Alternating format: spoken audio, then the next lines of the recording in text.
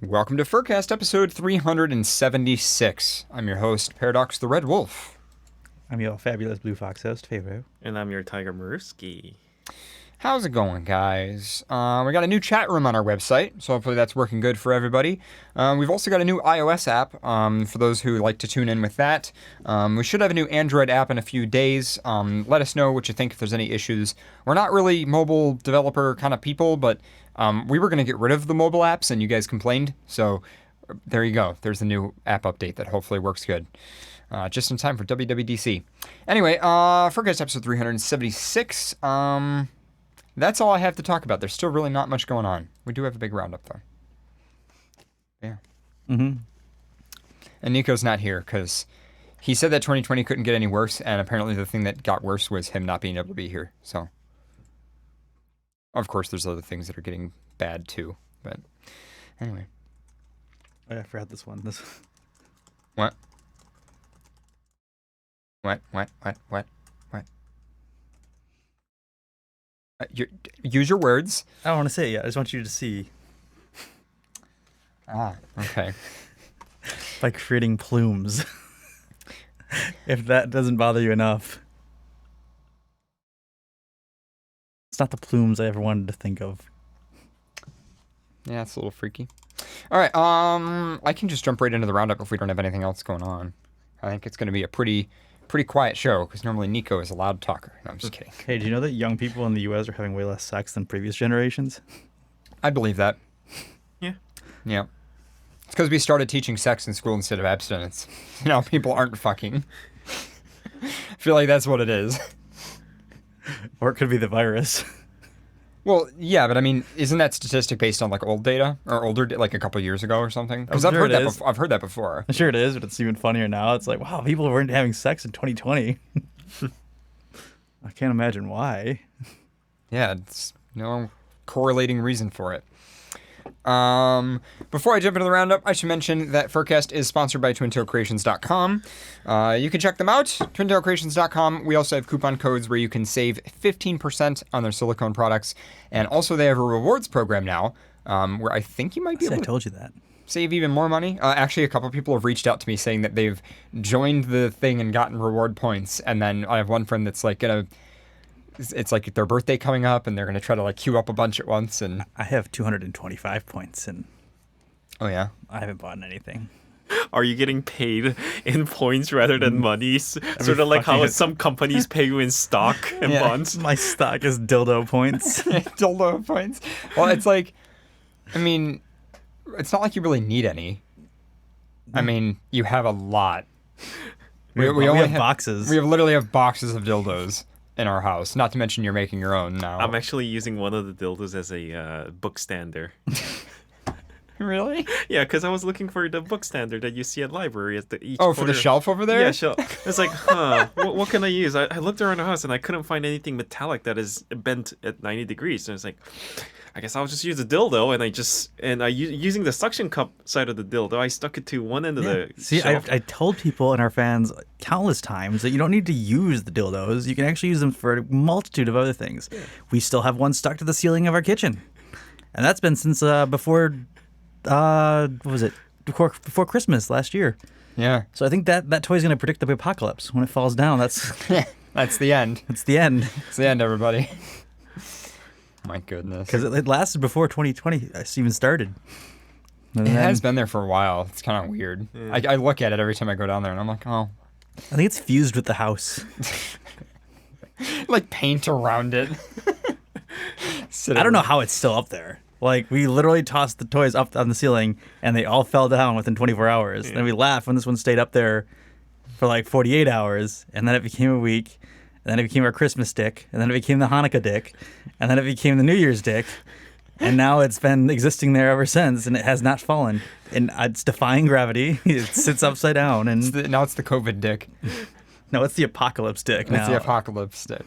And that when the dick finally falls, the world will end. Oh my goodness.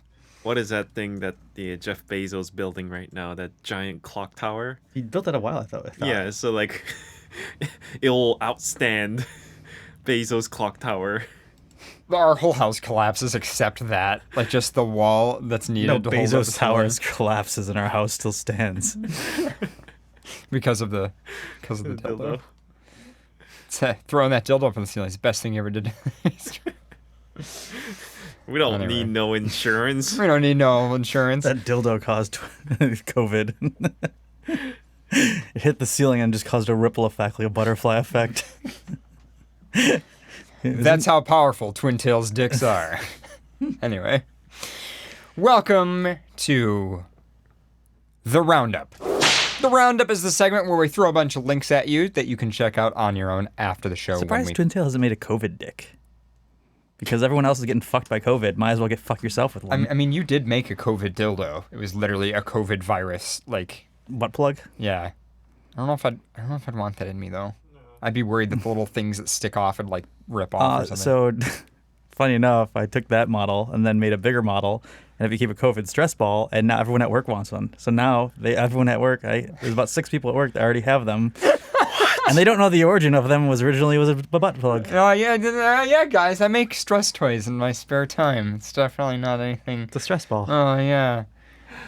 It has no correlation with dildos. You can go to Twin Tails and get your knotted stress toy if you need. It goes back to my main point, though. So you can buy Twin Tails toys, and they can be used for many other things. Yeah. Holding up your books. They're very multi-purpose. Mm-hmm. A hammer. Yeah, with like the horse one. I mean, if you got it in firm, definitely probably could hit a nail in. Imagine the demolition team. Yeah, just imagine. Just walking out with their trucks. It's like, we're ready for demolition, and they just have giant horse dildos in their hands.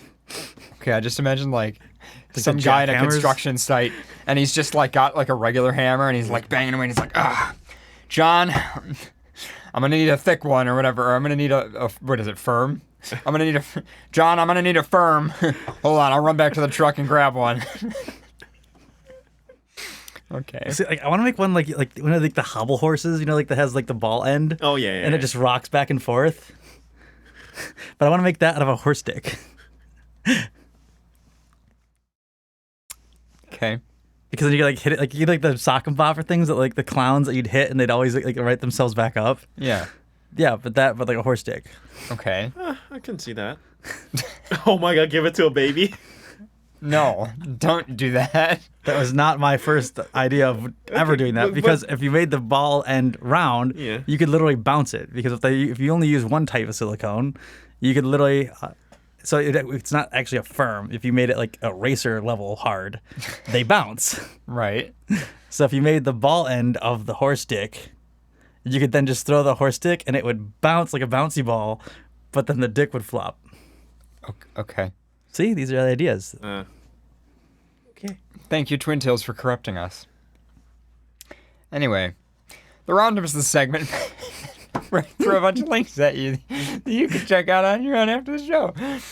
When we post them, it's our rapid fire news segment, and we're going to jump right in. First thing in the Roundup is a big Twitter thread from Boozy about all the stuff that happened at CCFC or Capital City FurCon. We talked about this on the last episode, but Boozy goes into a lot more detail on what happened. It's a big thread. So if you're interested in that, you can check that out. Next, Ash Coyote has posted a video to her YouTube channel talking about some kind of cool things, and I already have audio playing. And one of these damn tabs, there's an ad playing. Thank you, ad, for playing audio. I was about to unmute the computer that does the Roundup, but I was like, why is there audio playing? Anyway, Ash Coyote has done a video on her YouTube channel answering questions about her upcoming film, The Fandom. Doing today, it's Ash Coyote here. And today we're going to be talking about The Fandom, the film that I just finished making. Oh my god, I am so excited to release this to you, to all my fans, to everybody out there who's been dying to see it. Well, guess what? It's coming out. I don't know if y'all caught it, but just this last week, I launched the official release trailer. And with that release trailer come a lot of questions. I should explain more of what the project is about, answer some of the questions that are nagging and getting at you, and just try and, help people get ready for the release of the film. Oh god, making a film is really freaking hard. hard. So the film is coming out on July 3rd on, I believe, Amazon Prime and YouTube as well for purchase. And apparently, hint, hint, nudge, nudge, it might be on Netflix at some point. My movie's still on Netflix. Yeah, that's right. The movie you were in is still on Netflix. Mm-hmm. Where you got groped by what's his name? Or, I don't know, molested by, I forget the actor's name. He had a good tweet recently, by the way. Ron Perlman. He had a really good tweet. He said, if you hate wearing face masks, just wait till you hear about seatbelts. That was a good one. Anyway, but shout out to Ash Coyote. The fandom is coming out on July 3rd, I believe. And also, in the Roundup, we've got a link to a review of the film, a documentary about love and acceptance. And I believe the film is going to go into a lot of the history of the fandom. In fact, actually, that's primarily what it's about, is kind of going into like the people who started the fandom in the 80s and all of the kind of struggles that the culture went through as it developed. So it's not really a like, here's what furries are for people who don't know kind of film, and it's much more of a like actually really useful information that might benefit you in terms of like, you know, knowing where we came from and where we're headed to and all that. So definitely recommend checking that out. I should probably reach out to Ash and ask if she wants to like do an interview or something. Should probably have done that before saying it on air, but that's okay. Anyway, next thing in the Roundup. SCOTUS, which is the Supreme Court in the U.S., has ruled that the federal employment discrimination laws protect LGBT employees. So that was a huge win this week. There were some concerns last week about some other things going on, but this is definitely a big win, and it's kind of surprising that they did that. Anyway, next. Ratchet and Clank, we talked about this in the last episode, and people have already started making cosplay costumes of the new Lombax, who, by the way, is nameless.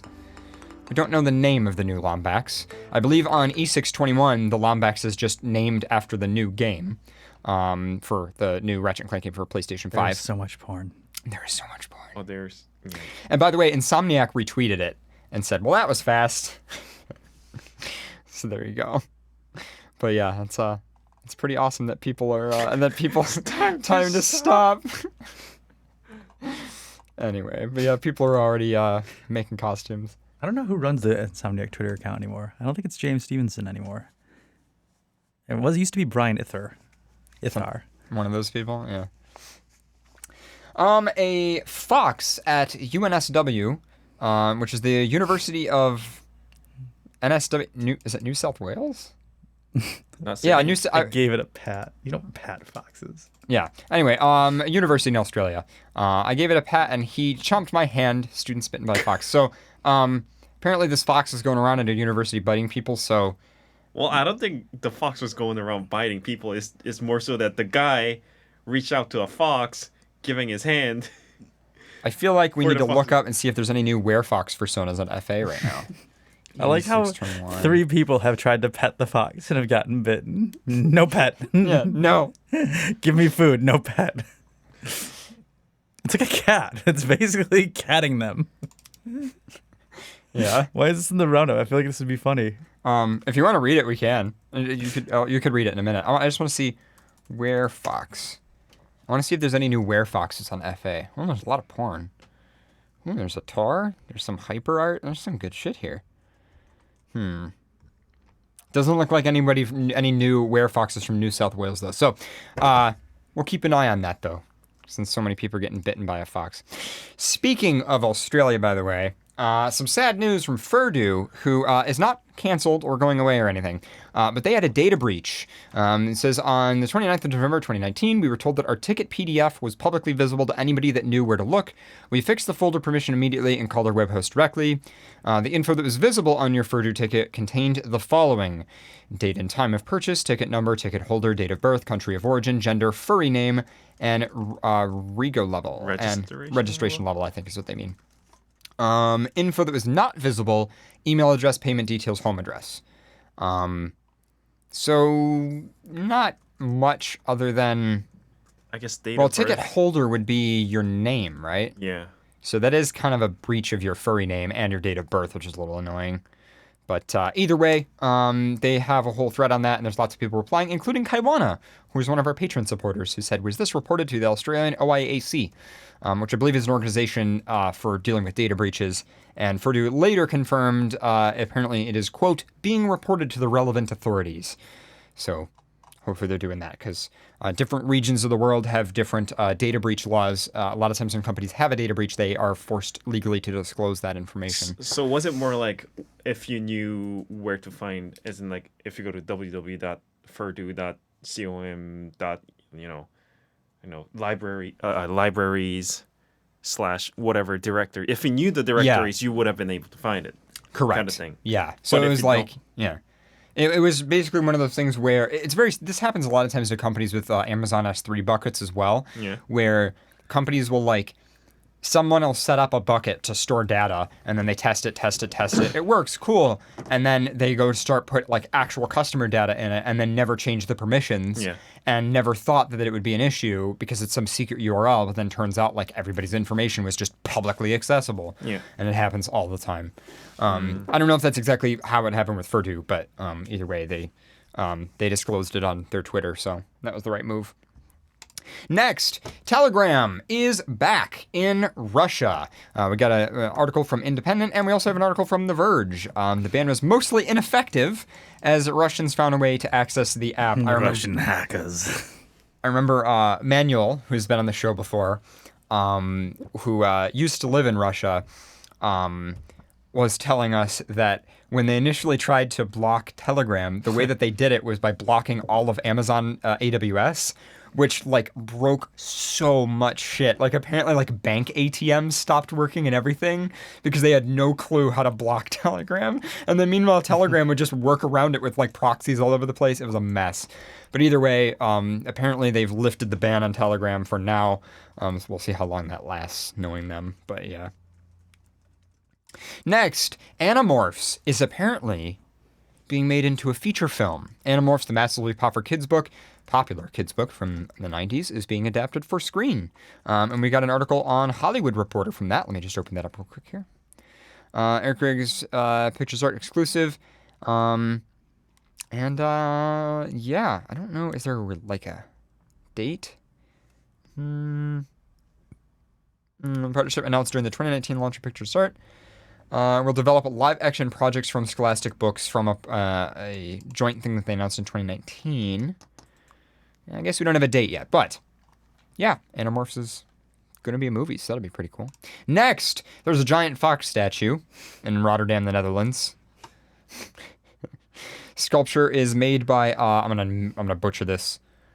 Floringen Hoffman, an artist known for his large sculptures. This fox is 16 meters long. It has a plastic bag in his mouth. There's a market close by where the fox is placed. More than often, plastic ends up in the park. Oh, so it's kind of like a statement about that too. That's neat. But the fox is still using it for groceries. Yep. That's a giant freaking statue. Jeez. It's really cute though. When they're done, can we have it? I really want to know what's in that bag. did Twin Tails toys. Yeah, Twin Tails toys, obviously. Wow. Someone go place a Twin Tails sticker on the bag. So if anybody's interested in macro, you could probably go stand underneath it. I don't know. Anyway. Next, this is actually an old tweet, but it came up for some reason, and it was getting a lot of retweets. Niken tweeted, "We gave an important presentation to upper management about the inclusiveness of furry in the workplace. Tails keep getting caught indoors. And it's a presentation of a bunch of furries at a Microsoft employee meeting, saying Microsoft should be inclusive for all. New standards for people with tails. Tails are important." And they're wearing fursuits. I guess that was an older tweet, but I just wanted to share it. I remember seeing it a year and a half ago. Yeah. Next, let me see. I thought that said Coughcon. So the guys behind Dreamkeepers are doing a virtual con called Couchcon. They're going to have a dealer's room, artist alley, a Discord hall, panel schedule, and apparently you can just watch on the Vivid Publishing website. The website feels like old video game Flash video game website from 2005. Yeah. This is Vivid Publishing's stuff. Those are the guys behind Dreamkeepers. They're pretty awesome guys. They've been on our show a couple times, and you can watch here, which I think, that just takes you to their news page. And they also are on Twitter, Vivid Publishing. Oh, sorry, it's Dreamkeepers on Twitter is their thing. But yeah. You go down to the you have the GIF right there. What? Pole dancing. Oh, there you go. Straight from Dreamkeepers Volume 3, Underground Nightclub. All right. Next in the Roundup, podcast shout out. Every once in a while, I hear about new furry podcasts, and I always like to shout them out just to give them press. I've not necessarily like endorsing, as I always like to say, but I just like to share them. And this one in particular, I will say I did listen to a bit of it, and it does seem really awesome. We're not going to shout out the other for one that people mistaked us for. But oh no. Anyway, We just this one is called Barely FurCasting, and that's because there's a character named Barely that's on it. But it seems like such a cute show. Thoughts right there, I guess. I don't know. I am just a pup. Are you sure we should get started? We should get started with a Okay. thing and a stuff. This is Barely FurCasting, featuring Tabin, an Injured Nerves audio production.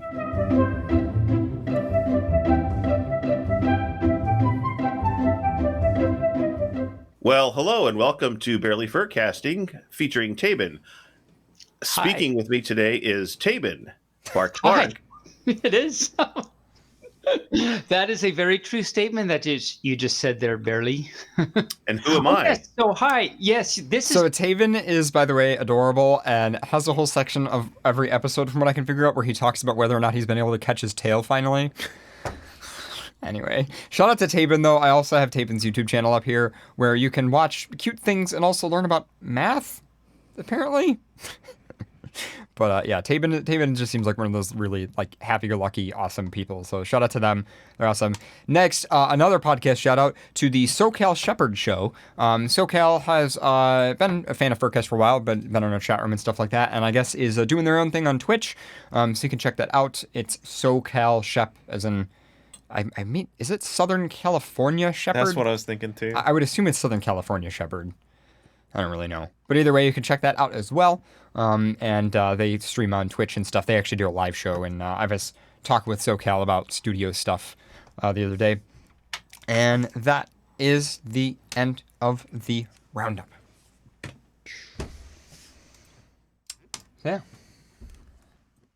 I'm kind of short. Well, it was only a week since the last episode, so. Yes, You said- Paradox, Southern... No, I know that SoCal means Southern California, but SoCal Shep has never actually stated that that's what it means. That's what it means. That's probably it. You don't need to state it I feel like... because that's what it means. Like, it's like, you know how you don't want to assume somebody's gender? I don't want to assume somebody's region. that's like based on if you had to, like, instead of saying LOL, you had to announce that what it meant every time. Laughing out loud.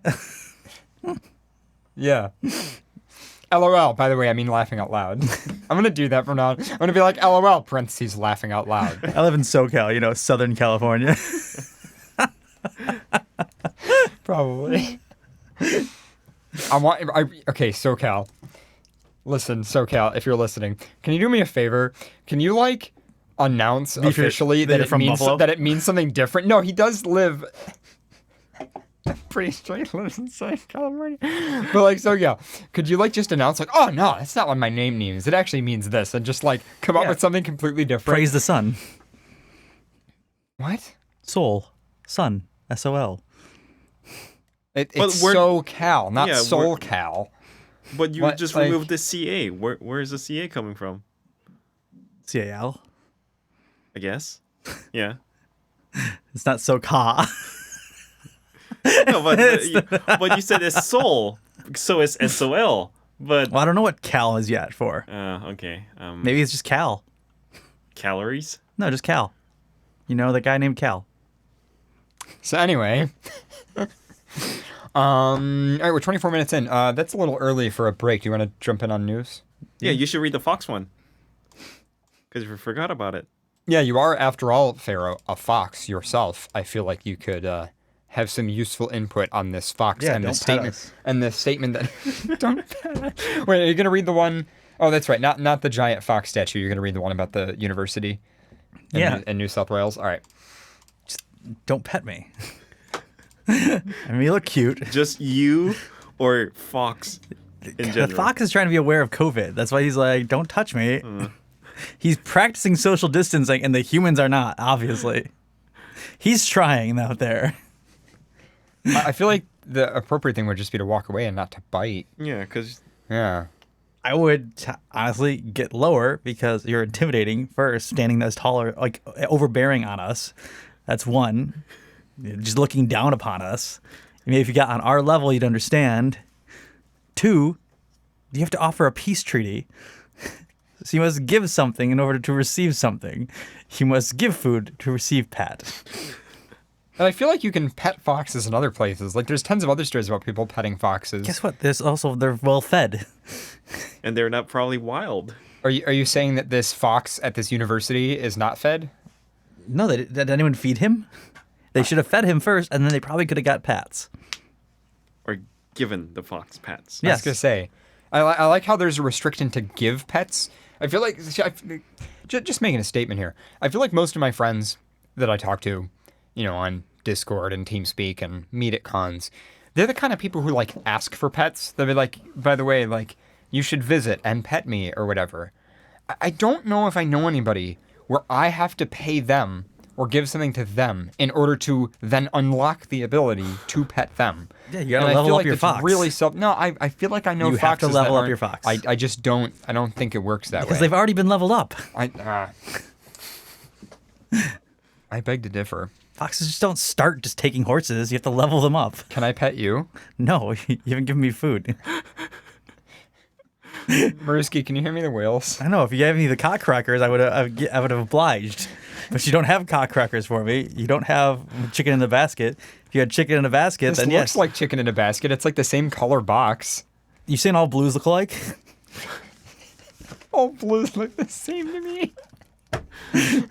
Find that offensive. So troubling times.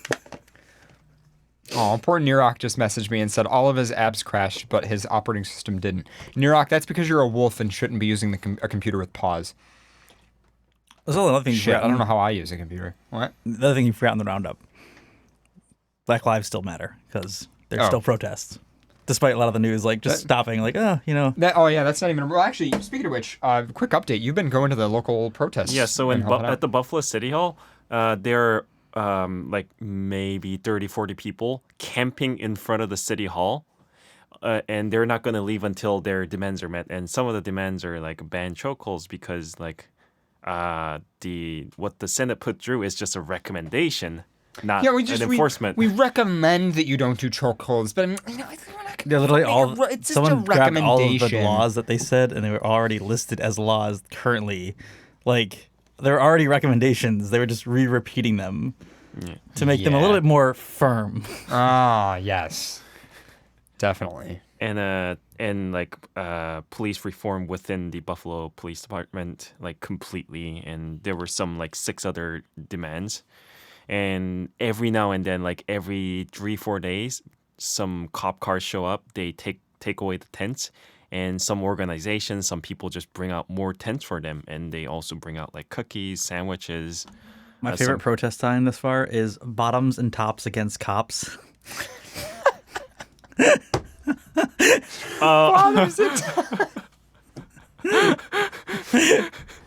Wow, that's brilliant.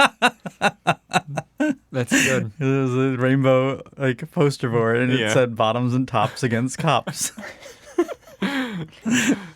Wow. But yeah, you've been helping at our local Black Lives Matter protest to get them like wireless networking.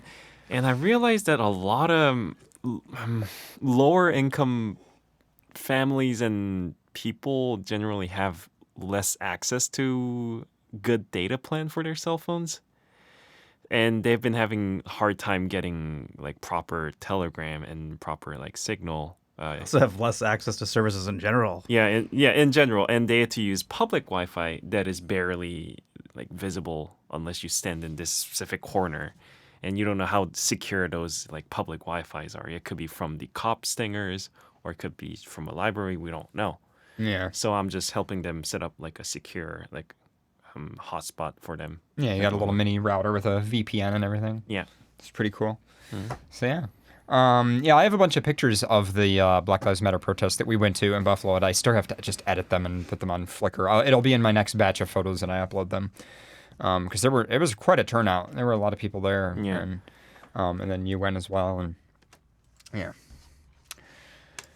But glad people are still out there making sure that shit actually gets done. Yeah. Because there's been a few tweets from politicians that are like, "Oh, we get it. You've made your point. You can stop now." And it's like, no, don't, don't stop. Keep demanding, because otherwise, But you're making it inconvenient. And the thing is, so sometimes those organizers and protesters just go somewhere to grab food or go see their family and whatnot. There are undercover cops following them, and sometimes they just get arrested for no reason. A couple days ago, so what they do is they always have walkie-talkies on them when they go away from the protest site, and they went to grab something. I don't remember, like food, grocery shop. I don't know, and the main organizer at the protest site haven't heard anything from them for like an hour or two. So it's like, hey, she talked on the walkie-talkie. It's like, hey, are you guys okay? And some cop picked it up and said, don't worry about it. And turns out the cops just detained the protester out of nowhere while they were at a shop. And they didn't state reason why they were being detained. And they were held there for like few hours and they were let go. that's pretty fucked up. Yeah, and it's not being covered by media, as far as I know. In our local media, that's pretty fucked up. Yeah, little things that I Welcome hear. to well, I can't just say this for welcome to 2020, but welcome to 2020, where everything is exposed and now visibly open, Yeah. like the wound that's always been there. Yeah, exactly. It's like not a new wound. It's just finally like, oh. The bandage has been removed. You trip over a little rock and you accidentally stumble upon a pile of salt, and you just have so much wound that like, it burns. 2020. Yeah. Yeah, Maruski and I went to a Thai food place locally here just for takeout. And we were asking the guy, hey, how's business, kind of deal. And he goes, well, he's like, it's okay, during the day we get stuff, but we don't get as many takeout orders at night. And we were kind of like, oh, well, like, phase whatever in New York State soon, so maybe a little bit more normal, right? And he's like, he just looked so depressed, and he was like, no. He's like, for at least another like year or two, we're going to be doing until takeout orders behind a pane of glass, Yeah, until the vaccine gets developed. Yeah. Rough times. Yeah, we promised them that we're going to be loyal customers. Yeah. I hope we could be loyal. I love that Thai food place. All right. News. Shall we? Jump in. Fox. Yeah, I got Fox. Read the Fox. All right.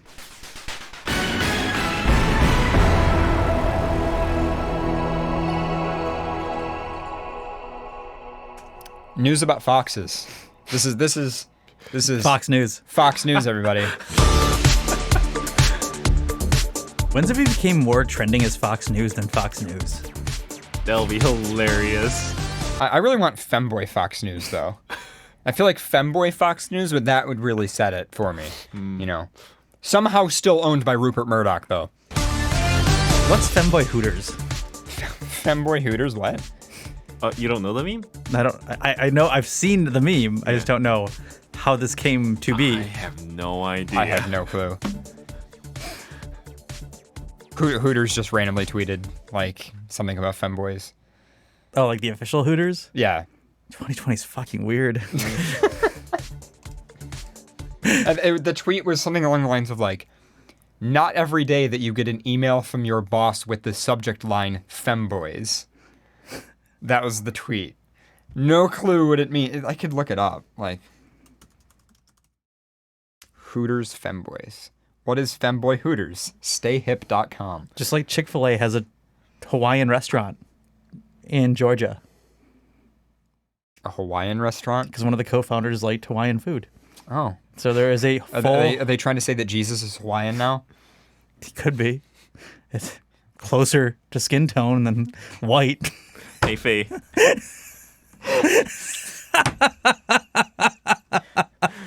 These damn liberals keep trying to tell us that Jesus wasn't white. Jesus well, is Hawaiian. We'll make him Hawaiian. Hey, Faye, Yeah, oh, sorry. Go ahead. Have you watched King of the Hill? Well, yeah, Like, not were you- recently, but I've watched every episode of King of the Hill. I grew up with King of the Hill. do you remember this episode? Yes, when Dale worked at Hooters. Yep. Because There's a meme going on about like femboy Hooters. Apparently might be a thing, by the way. It's literally going to be a Hooters. It's based on the chain of Hooters, but with femboy, like feminine men walking around. And then the meme keeps going where people started replacing like the logos of other companies. Yeah. So there's Tomboy Outback, Yep. Femboy Hooters, Goth IHOP, MILF Denny's, wait, go up. Twink Filet. What? There's up there a little. Like, there was a list of all I saw was Twink Filet, Clown Girl Chuck E. Cheese. Oh my God! Somebody made a Photoshop of it. This account is pro Tomboy Outback. The fuck? Yeah, it turned into a huge meet. There's Legoshi and everybody from B-Stars. Anyway, let's get back to Fox News. I gave it a pat. He gave me a chomp. A pat for a chomp, chomp for a pat. 2 people have now been presented to the hospital. Like, presented. Here you go. To the hospital for getting bit by a fox. They're like, you're With gonna... fox bites amid the number of sightings of foxes at the University of NSW's Kingston campus. So there might be multiple foxes going to school now. Wait. Multiple foxes, wow. I didn't know there were know. like native fox species in Australia. Yeah, just not in New Zealand. Yeah, foxes are illegal in New Zealand. But there's not. Well, No, foxes were brought into. They're an invasive species. Yeah, and- that's what I mean. I knew they were not native to Australia. I just didn't know they were like that rampant in the wild. Yeah, that's why I want to just bring foxes to New Zealand and corrupt New Zealand, because that's going to be my 2020 like. Well, I mean, Bad. TC Fox is already in New Zealand. Oh, wait, I'm not supposed to talk about that. Shit, I just revealed that in honor. That's my evil plan for 2020 is just release foxes in New Zealand.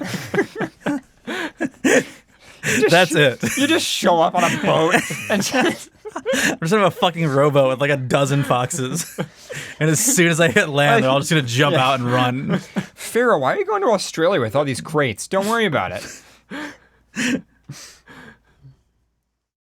Yeah, no, literally, foxes are illegal in New Zealand, and it's kind of a joke that TC's there. And then when TC visited here, he went to our local zoo where they have Arctic foxes, and TC literally just sat there in front of the Arctic fox exhibit, like looking at them for like hours. Love you, TC Fox. Visit again, please, when the New Zealand border opens. Someone said eat more twink for twink fillet. Twink fillet. I would go to Twink fillet.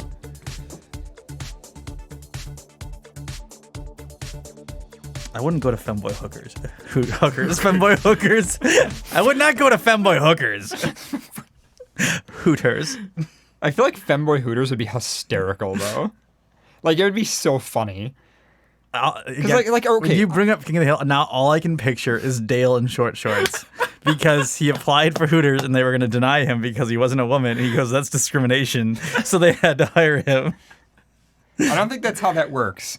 You can hire people based on physical appearance. There's a law for that. It's called prerequisite work conditions or something. I forget what it is. But like, because like Hooter is, yeah. they're not saying it officially, but they're specifically hiring people who are like very sexualized or sexually appealing to old men, but they don't state it. Yeah. I can state that I've never been to a Hooters. I've never been to a I've Hooters. never been. I've Hooters actually has been called a breastaurant. Jesus fucking Christ. Yeah. Um. because they sexualize women Yeah, they and do. profit off from it. Yeah. But then aren't you sexualizing men if you make it femboy Hooters? Then is it equality through means of capitalism? True means of equality.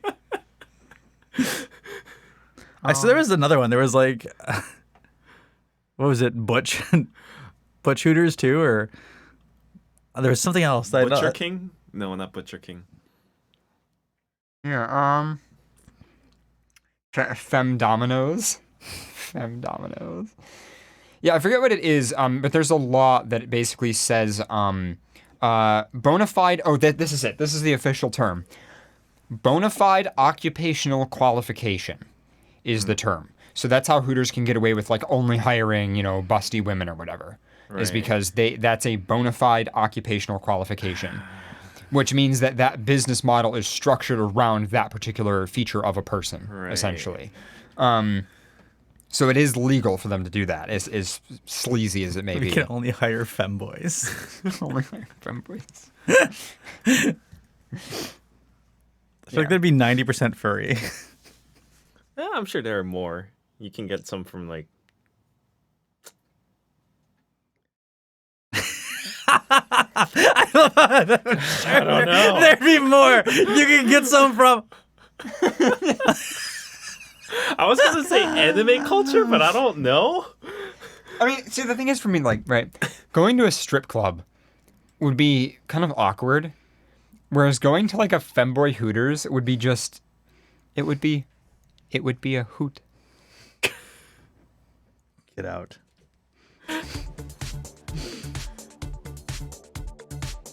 He gave it a pat and he gave me a chomp. At least 3 UNSW students have been bitten. The student outlet Newsworthy reported on Sunday. Werefoxes. They're all going to turn into werefoxes. The students were attempting to pat. Liz Willer, a 20-year-old computer engineering student, was walking home from her campus after 10 p.m. on Saturday when she spotted a fox. I thought, oh, that's really cool. And it started walking towards me with intent, she said. It's probably hungry. Ms. Willer assumed the fox was someone's pet because she thought wild foxes don't just come up to you and stand in front of you. I thought I could maybe help it, so I gave it a pet, and it bit my hand. The fox then just wandered away casually.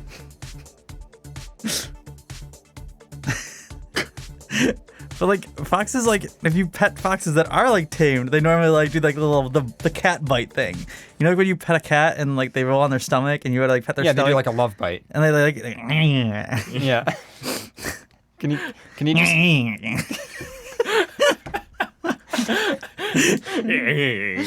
Brusky is gonna do that now. Every time you're like, good kitty, and then petting my face and you're like, arr.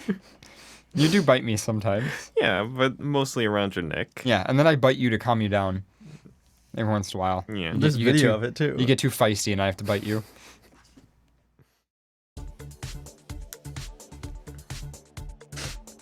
Craig in chat says, he's changing. No way, he just says rabies. No, because the foxes are nocturnal, and if it had rabies, it'd probably be out during daylight. But I also there's a video of it too. If you watch it. Oh my God, Shack at Chipotle. Yes! I would go to Shack at Chipotle. Fuck yeah. Wow, Tim Hortons left out of here. Thank you, Knightley. Because it's already Timmy Ho's. That's true. Timmy Ho's. Timmy Ho's like, wow, we don't have to change. Did you see the video on the site? No, I didn't. I feel, is that all there is to this article? No, this is a little more. But like literally, the fox wants food, and it was denied. Because like, isn't trying to pet it. Like she holds her hand out to like mouth level, and the fox just like bites and tries to run away. So if she would have had food like a hot dog or something, she could have fed it and became its friend. Okay. And then maybe got a pat. So here we go. Oh, that. That's so cute. Food? Question yeah, mark? Food. You just fucking feed them. Because clearly that's a gesture of like, oh, I have something to offer to you. Yeah. I'd be pissed too. Oh, I'm offering you something. Yeah. There's nothing here. I'm gonna fucking take your finger. There's another picture of this fox. It wasn't trying to savage me, she said. Savage me. The fox then wandered away casually, Ms. Weller said, and she took herself to the Prince Wales Hospital emergency department. There she met a 20-year-old man who had also been bitten by a fox. Love at first sight. What are you in for? Fox bite. A fox. Oh, me too. But he is obviously an idiot. Nerox says Otter Olive Garden. Check Olive Garden. Otter Olive Garden. Otter Garden? Otter Garden? Yeah. Dom Del Taco. Tim Hortons. Just Timmy Ho. Yeah, I was gonna say just Timmy runs Ho better. on that one. Oh my god. I do love Check at Chipotle though. That's so good.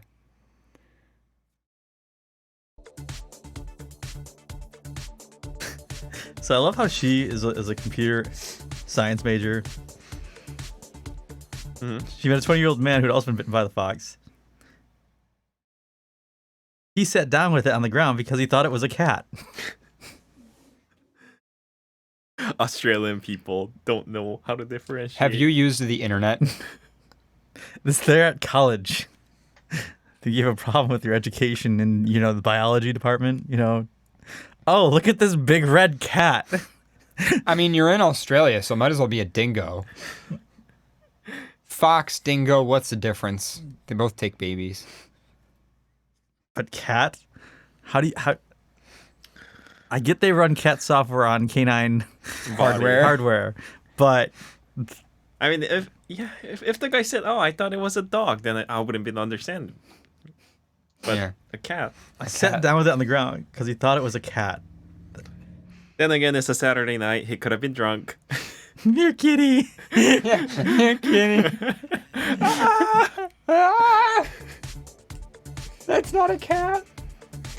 That's why I was to the hospital confirmed the two treated two people who said they had been bitten by a fox on the university campus on Saturday night. A UNSW spokesman said the university was aware of several separate incidents of students being bitten by foxes while attempting to pat. Yeah, maybe you guys should stop trying to pet this cat and just try to feed it instead. And then maybe pet it after you feed it. Or wear gloves. I mean, I'd pet a fox with gloves. Just in case. I feel like I would pet you with gloves. I feel like I could, if I had gloves on, I could pet you. Okay, just a second. Australia is known for like having like venomous spiders, venomous snake, things with big teeth that can kill you in one bite. Yeah, but it's just a cat. They just thought it was a Kangaroos cat. are buff. Yeah, kangaroos are buff. Lumberjacks they can that kick you. just punch you and knock you out. Yeah, it's like a bite from a fox shouldn't kill you. We talked about this. Australians go through this vaccination process when they're a baby. They are left in the wild for a period of a week, and if they survive, they become an extra Australian citizen.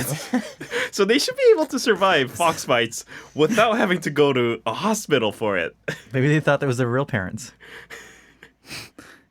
Like self-impression. Like a fox came up to the child and was like, oh no, it's baby. Gross.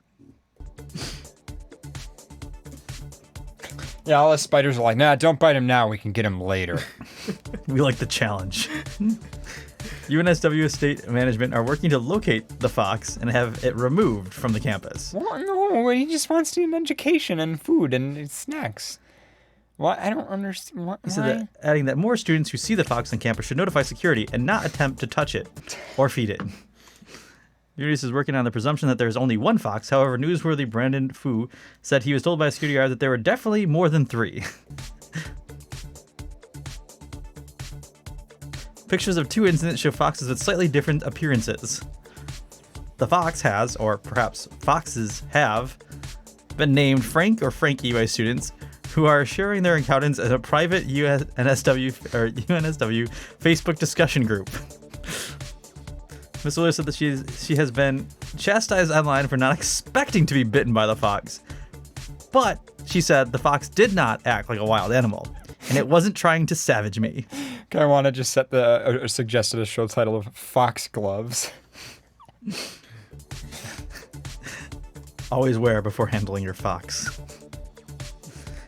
She also added that the tetanus shots she received hurt a lot more than the fox bites. Yeah, love bites. 2 other bites were filmed in a video of a student, Kevin Wang, being bitten on Saturday was posted to Reddit on Sunday night. The video shows Mr. Ring reaching his hand out to the fox to sniff it before the fox bites it and appears to drag him by his arm. Drag. Come back with me. I will show you the way. Come to my bed, oh whoa. Mr. Fu and his colleagues, Claire Mahagade, said that they had been calls for Frankie to become a UNSW mascot. Give him a shirt! He just becomes a, that's good. Waifu Wendy's? No! Waifu Wendy's. Yes, it's a wild animal. Oh my god. It doesn't belong on a university campus to learn, but I definitely want Frankie to be able Yes, to it does. How else are they supposed to learn? to find a new home and not be exterminated, Mr. Fu said. Foxes were declared pests in NSW in 2014, meaning they cannot be legally rehomed once captured. I thought they were saying cannot be legally educated. Did you know that foxes cannot vote in Australia? Oh, wow. I didn't know that. How cruel. That's really cruel. Spokespersons for Randwick Council said they had not been informed of recent sightings of foxes, but they are known to be in the area. Fox sightings in the number of inner Sydney suburbs were higher than usual last spring, which experts attribute to an increased number of rats, as well as more households keeping backyard chickens. What's your input on that, Faye, as a fox? Do you have like a suggestion or something? Yeah, just give us food and then we'll let you pet. Is it that simple? Yeah. Okay. But what kind of food? Chicken. Chicken wings. Chicken thighs. Deep fried chicken? Rabbit. Squirrels? Nah. Tastes too much like a rat. Are there squirrels in Australia? I don't know if there's squirrels in Australia. I know there aren't squirrels, at least not the type of squirrels that we have here in New Zealand. I learned so much. Like, I learned okay, a lot listen. about squirrels. I went to New Zealand, and I still learned more about New Zealand when TC visited me, because he would freak out about these little things, and one of my favorites was squirrels. Like, we would take a walk outside, and there would be, like, a squirrel, like, running down the street or whatever, and TC would be like, oh, it's a squirrel! And I'm like, yeah, it's a squirrel. He's like, we don't have those! And I'm like, oh. Don't they not have Okay. deers either? I don't know. Yeah, we have deer everywhere in our neighborhood. Yeah. Every time we go out for a walk at night, we see deer in our neighborhood. And we always say hi to them. We're like, what's up, guys? And they just stare at us. I literally almost ran into one when I was still working with Spectrum. Literally, I walked around the corner of my truck, and there at driver's side was just a deer just standing there. I was like, oh, okay. And I just kind of backed up and went back around. Yeah, they don't care. Because I think people feed them around here, so they're not scared of people. I don't think people feed them. I think they're still scared of people. I feel like they'd still, like, they wouldn't nuzzle you. I think it's just that they have gotten used to the lawn. Well, they've gotten used to grazing on people walking lawns. around and not doing anything to them. Yeah. Yeah, because, like, we walk by them all the time, and they don't run away or anything. You can get pretty close to them. They're still tick harbingers. Yeah. Tick harboring? Yeah. Oh, they carry ticks? Yeah. Huh. That's why they're called deer ticks. Well, makes sense. I feel like that'd be a good name for, like, a podcast run by a deer. Deer ticks. Not bad, actually. Yeah, that'd be pretty good. Or like a, not a clothing line. I don't know. Something run by a deer. Would be called Deer Ticks. Ticks by Deer Incorporated. Ticks by deer.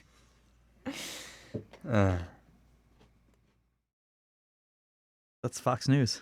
Wow.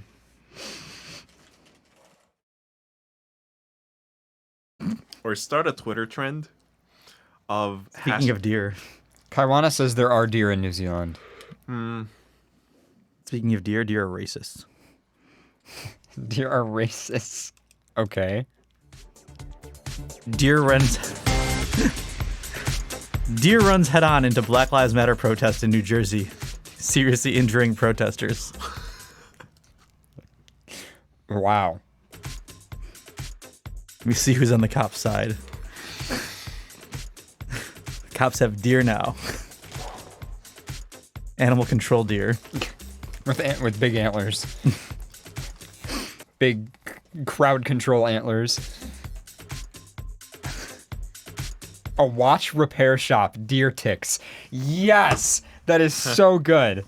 Finner's in the chat room. A watch repair shop, deer ticks. There you go. 3 people injured and 1 seriously while marching in a Black Lives Matter protest in New Jersey on Friday when a deer bolted into the crowd of demonstrators, according to officials. The South Brunswick Police Department said on Twitter that the incident happening during Friday's March for Justice, which began at 5 p.m. at South Brunswick High School. Now I imagine, like, just how bad the cops have been at reporting shit. Like, even the Buffalo one. Oh, someone tripped and fell at a protest.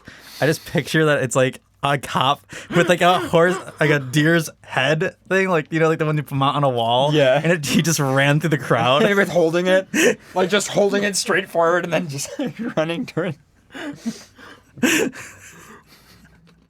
A deer ran in the crowd, injuring many today. It somehow had 2 legs. Or 4 wheels. It's just someone on like a, what's it called? A 4-wheeler, but they have like the mounted head of the deer On like, the front of the and it's just ATV. like a clouded, like floated, like with like shitty fabric, like a terrible fursuit. Like shitty, like Joanne fabric fur or whatever, like on the side of it. And it's just a giant, like, chunk of deer. And it just drives. That's funny. I never knew deer's vroom. Yeah, I never knew deer had exhaust pipes. Because it was reported by the cops and it's coming from Fox News, so I don't believe it. Yeah, I don't believe it. As demonstrators marched along the country road 533, a deer ran from the high school property into the... See, it didn't run from the woods. It ran from the high school. I know B-Stars was about, deer in high school, but... Yeah. / college. / boarding. It's a boarding school. Boarding school, high school, I think. I haven't watched B-Stars yet. It's good. It's pretty good. So wait, you're saying foxes won't bite if you just feed them first. Does that mean if we feed Fox News, they'll stop being racist? They're not real foxes. Oh, they're not real. Oh, okay. They're just trolls. I don't know if I can call them trolls because that's giving them too much credibility. They live under bridges and rocks. They're from a past century. They hardly go out in the sun. Trolls. They're quick to arguments. They tend to not like others not of their kind. Yeah. Trolls. Need I add more? Nope. They often want you to pay a toll. Yep. Oh man, that's actually true because To get into their neighborhood, their more expensive neighborhood. Mm-hmm. They often have riddles that go nowhere. The earth is flat, true or false?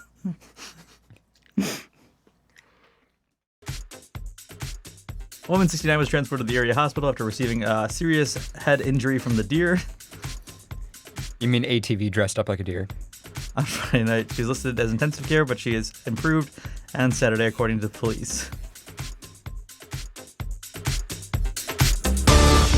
2 other people were injured, but the deer ran into the crowd, were treated at the scene. Officers working at the event provided medical aid and emergency medical services arrived. Oh, is that it? Yeah. All right, so deer are racist. You learned it here first, folks.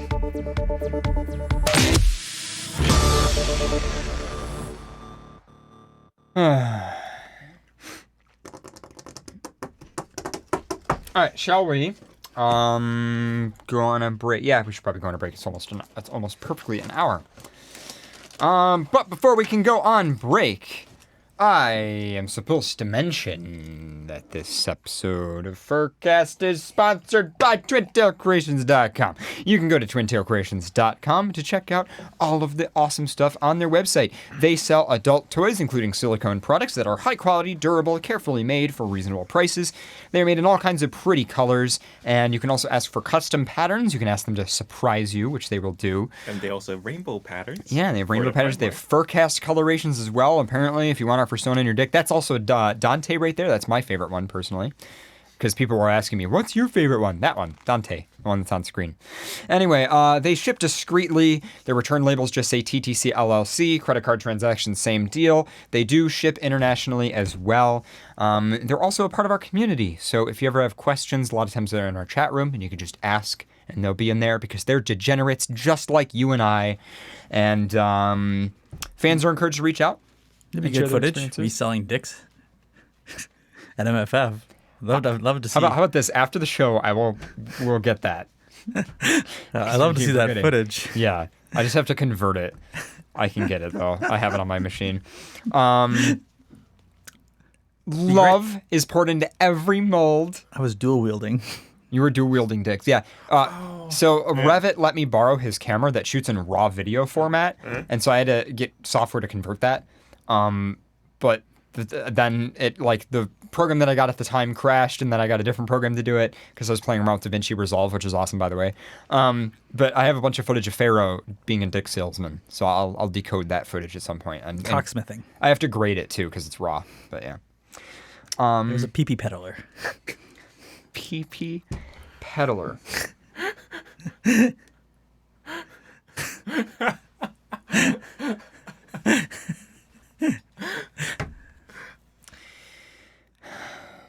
It hurts more when you say pee-pee instead of penis. Use coupon codes Red Wolf or the coupon code Blue Fox to save 15% on the Pied Piper, but pee-pee peddler on silicone products at checkout. PP peddler. My dad's a pee-pee peddler. What do you want to be when you grow up? Well, I'll start as a pee-pee peddler, and then I'm going to go to a cocksmithing class. That'll become a master cocksmith. Yeah. Okay. You're welcome. Anyway. Thank you guys for listening to FurCast. Twin Tails peddles their pee-pees to people. You're just going to keep making those up, and they're going to keep getting worse. I'm waiting. Do you have any others? No. Okay. Well, I'm sure they'll come up with some. Anyway, thank you for listening to FurCast Live on XBN. I'm about to jump into the Patreon shoutouts. These are updated. So thank you to those of you who have joined. Once again, because we've added people, if we didn't pronounce your name right, if something was wrong, if we need to make a correction, just reach out. Also, one time somebody emailed me, and then I forgot to make the correction because I made the correction like a week later, and I forgot to do it. And then they were like, "You still said my name wrong." I'm sorry. I'm really sorry. But yeah, just always feel free to reach out. You're not going to bother us. Penis peddling prospectors. Penis peddling prospectors. What makes them prospectors, though? Are they like digging with the dicks? Okay, penis peddling profiteers. Penis engineer. No, penis profiteers. I'm trying to You're welcome. People, pee-pee peddler, cock cobbler, PP appraiser. villain broker. Okay. Phallus financer. Phallus financer. Okay, you guys listen to FurCast. We'll be back after a music break. You're listening to FurCast. Support for FurCast comes from Patreon users, including Shaman the Photon Wizard, Dexy Wexy, Phaon, Barker Jr., Energize the Wolf, Sweetie Darling, Barnaby Fox, Frost Blaze, Anu Fox, Omega Zai, Mullock the Generic Brown Wolf, Cypher the Heckmutt, X the Fox, Binary Paws, Zavarkin, Fireline Coyote, Trinity Werefox, Lord Headcheese, Soatoke, Biohazard, Code Yax, Rain the Wolverine, Fox777, Fiasco, Red-Eye the Rody Red Lion, Tukiri, Lieutenant Fox, Calypso Collie the Fluffy Trucker, Mellow Wolf, Rit the Otter, Doxy, Zoopy the Barcode Kitty, Arceus the Tiny Tiger, Horsecode Hooves Up, Alta Shep, Meru Snow Mew, D Otter, Ski Sharp, Nerd Hoof, Zenair the Mutt, Nether Lynx, Frost Wogon, Jeb M16, Static the Scrap Goat, Taru the Yellow-Nosed Doggo, Cronass, Jax the Husky, Fuzzy the Fox, No Name Horse, and Gaia Wellen. Additional support comes from social media. Twitter users, Commander Wolf 3, Kazro Fox, Drop Table Foxes, Perp, House Tier, Anti-Blue Fox, Onyx Fox 23, BBQ Skunk, Rivik Wolf 4, John Crescent, Kaz the Dreg, Wolvern 4, Nate Blueberry 13, Bell Platagon, Jared Tamana, Ziv Fox, Cyrus SL, Crossy on Twitter at XSSFox, the other Commander Wolf on Twitter at ForWolf99, Brother Rat on Twitter at Ratus Spiritus, Zelig on Twitter at Stealthy Dragon, Trashcat Danny on Twitter at Trash Danny, 12 on Twitter at The Lion Thing, Shua on Twitter at Pulsing Panther, Coda Winter on Twitter at Dakota Wolf 12, Telegram user Sorcerer Dale, YouTube channel Joe G. Bear, and the following websites: macrowolf.com, arihu.com, hack13.me, Superdwarf with anthrolinks.net, and Devin T. Partlet with furryhockeyleague.com. Additional support for FurCast comes from Shisha Sheppy, who's a good boy. For head bases and 3D printed goods, commission Tar Paw Studios at Alice Tar on Telegram. Silver Moonshine, maker of fluffy tails. Fisk Games, the new furry YouTuber on the block. At AlecGator300 on Twitter, creating pixel arts and being a filthy hybrid since 2012. Tantru, with World and Rue View, providing fandom news since 2015. Honorius, who says, one more cheese joke and someone's getting vored. Spurigs, one of the only Ethiopian wolf degenerates in all of furry land. Bringing you bite-sized, detailed furry history on YouTube as Scar the Fur. Kilo the Protoyote, who says, Jessie is the best kitty. Cody Big Cat, with Cody's Customs Auto and Truck Accessories, grand opening on July 1st in Vidalia, Georgia. Cypher.exe has crashed. Please relaunch with, oh whoa, privileges enabled. Light and Shadow the Wolves, keep furry possum. Patty, who says, what Socks says is true. Socks, who says, what Patty says is not true. A message from @Grundy the Goat. And I ain't seen the sunshine since I don't know when. Donran, munching those pizzas and writing those tunes. For an invite to the unofficial FurCast Minecraft server, message @Sasha Hyena on Telegram. Shaktro, who says, always keep your head up. Better days are to come, and you can get past whatever or whomever is keeping you down. KobeCats.com. Take a bite out of art. We know you're hungry, so come get your paws and maws on a delicious piece of burger priced art. Right goes furry fortune telling on Telegram @Obsidian Fox. Saucy Fox, who says, I'm trash, raccoons, HMU. Checkers the Dragon. Chess is my safe word. Fishmeister Cod, still not a furry since February 2011. Nightly @snouts.online, who says, I want to see this community grow beyond meets and conventions. Permanent furry commune. When? Max Shepard, who has been watching since the Bacon Felony. Little_Sunshine and Scootaloo with the unofficial XBN Xbox app at patreon.com/horseapps. FurCast's #1 wimpy fan, Tyler the Wesky. Shacky, the Maid Lord of Nordic FuzzCon. Visit the Maid Cafe at Nordic FuzzCon in Sweden. Chris Tale on FA, specializing in Toonie art. The Church of Bissoir, worshipping Lynx since the year Tuft. Skycorp, creating transformative technologies for mature audiences at skycorp.global. Disc Cookie, creating procedural beatmaps for VR rhythm games. Kuranos, who says, circles are quite friendly and nice actually. Tequin, TC Fox, and Kaiwana of the InfoSec Den in Wellington, New Zealand.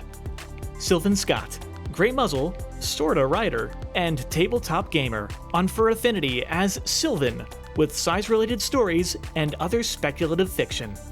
Shadowclaw Studios. Check out our Facebook page for links to our gaming streams. The Feline Support Alliance. In these times of social isolation, you should hug a cat. We don't bite.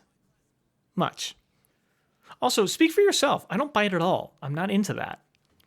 Jacket Airlines. We always land on our feet. Silvergatomon at patreon.com/silvergatomon. Cheetah Paws. For a daily dose of bulgy arts, support him at patreon.com/Cheetah Paws. And a very special thanks to Blaze Fusky and Decibel Fox.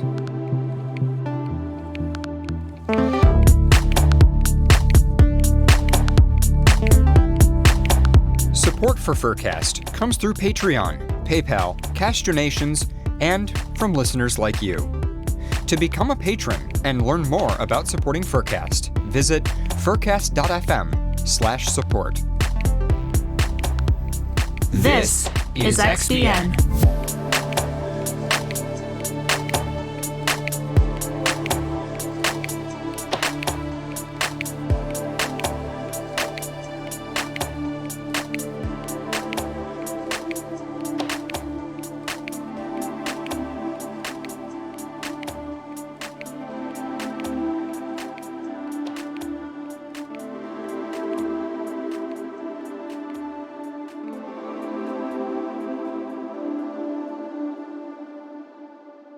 This is XBN.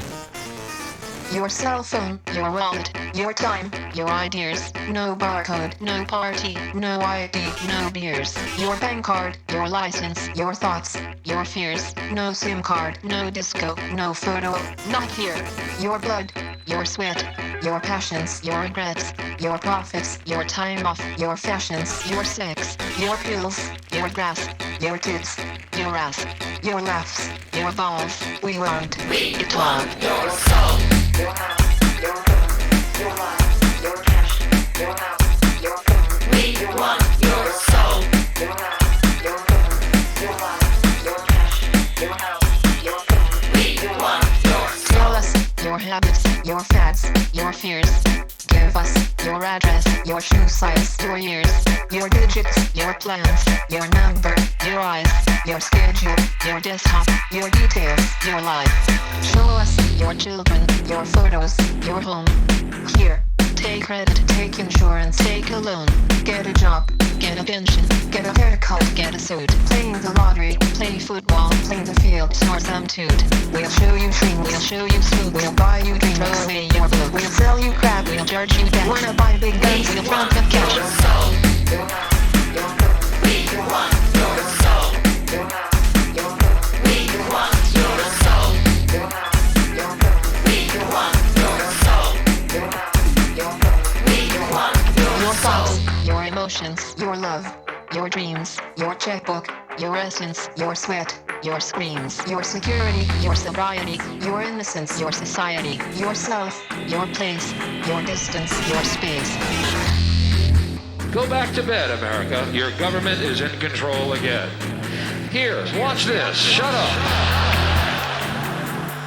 You are free to do as we tell you. You are free to do as we tell you.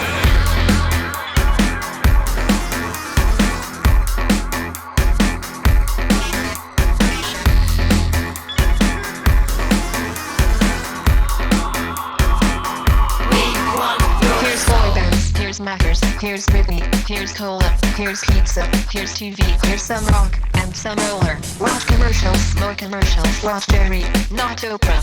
Buy a better life from the comfort of your sofa. Here's popcorn, here's magazines, here's milkshake, here's blue jeans, here's padded bars, here's armpit wax, here's football shirts, here's baseball caps, here's live talk shows, here's video games, here's Cola Life, here's Tin Morley, here's filter tips, here's collagen links, here's all night malls, here's plastic hips.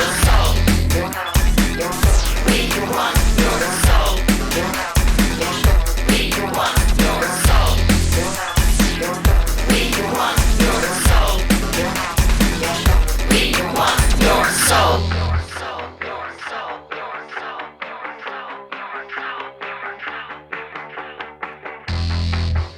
to bed, America. Your government is in control again. Here's American gladiators. Watch this. Shut up. Go back to bed, America. Here's American gladiators. Here's 56 channels of it. Watch these pituitary retards bang their fucking skulls together and congratulate you on living in the land of freedom. Here you go, America. You are free to do as we tell you. You are free to do as we tell you.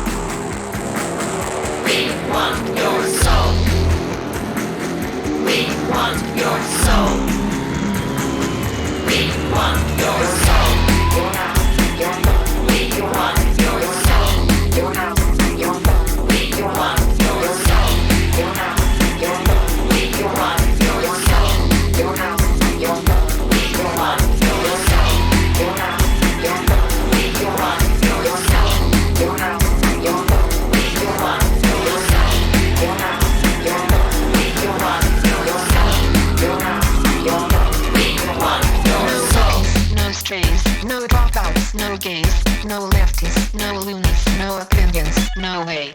No thinkers, no teachers, no facts, no freaks, no skaters, no tweakers, no truth, no scene. Here's popcorn, here's magazines, here's milkshake, here's blue jeans, here's padded bars, here's armpit wax, here's football shirts, here's baseball caps. Here's very, very, very, very, very, very, very, very, very, very, very, very, very long infomercials. This is FurCast on XBN. We got one more track before we come back from break, or maybe one or two. But this is Roller Coaster by Dynamite MC. Played this on the latest episode of FNT, and it's some good breaks stuff. Hope you guys are doing good tonight. Join chat. FurCast.fm/chat. In the meantime, we have a new chat client on our website, and we have an iOS app type with an Android update coming soon. Hope those work good for you guys. Roller coaster, yeah. Roller coaster, step on up to the roller coaster. It goes round and up and over. Yeah. Roller coaster, roller coaster. Midnight ride with a crazy chauffeur. Step on up to the roller coaster, let's go. I'm ready for the ride. Scream if you wanna go faster inside. Flip when we get, let two worlds collide. Ready for the switch when Checo becomes high. Yeah, I'm ready for the summit, ready for the climb, ready for the plummet. Too late to chase the race, already won it. Too late to face the base, already done it. Yeah, no actually we defend the realm, salute the MC. Hold tight the vinyl, big at the CD. Shout to the mixer, all channels are free. I'm very excited, floss like a candy bar, stay delighted. I'm lit, ignited. Welcome to the carnival, hope you like it. Woo! Roller coaster, yeah. Roller coaster, step on up to the roller coaster. It goes round and up and over. Yeah, roller coaster, roller coaster. Midnight ride with a crazy chauffeur. Step on up to the roller coaster, let's go. Roller coaster, yeah. Roller coaster, step on up to the roller coaster. It goes round and up and over. Yeah. Roller coaster, roller coaster. Midnight ride with a crazy chauffeur. Step on up to the roller coaster, let's go. Redirect the flex and inject. Redirect the flex and inject. Redirect the flex and inject. Who's up, who's down, or who's next? Redirect the flex, redirect the flex, redirect the flex and inject, inject, inject, inject, inject, inject. Who's down, or who's next? Do up your seatbelt. It gets up, we jump the heat melts. Yeah, get on like spray tans, Ray Charles and Ray Bans with 8 fans. New plans on new lands with 8 fans. Start sweat, go to the border with 8 grams. That's a sticky situation. Life goes up and down with no patience. None. And the ride ain't done yet, so we go hard, aim straight for the sunset. Straight. All aboard, it's a jump jet. Cross time zones, no spam, no jump set. Woo! If life is a circus, breaking out all the lines is my purpose. Run free, run freely, right to the point where the mirror can't see me. Roller coaster, yeah. Roller coaster, step on up to the roller coaster. It goes round and up and over. Yeah, roller coaster, roller coaster. Midnight ride with a crazy chauffeur. Step on up to the roller coaster, let's go. Roller coaster, yeah. Roller coaster, step on up to the roller coaster. It goes round and up and over. Yeah, roller coaster, roller coaster. Midnight ride with a crazy chauffeur. Step on up to the roller coaster, let's go. Internet radio by a bunch of crazy animal people. This is XBN.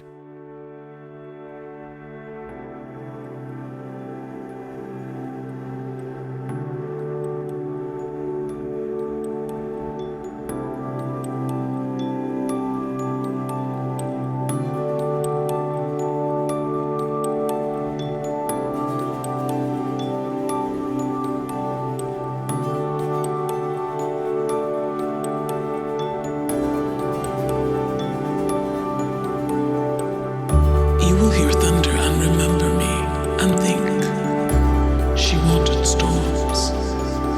The rim of the sky will be the color of hard crimson, and your heart as it was then will be on fire.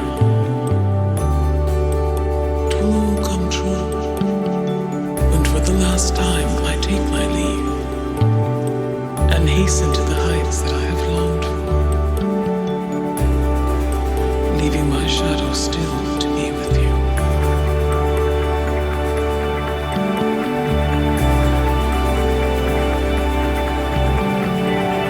Leaving my shadow still to be with you.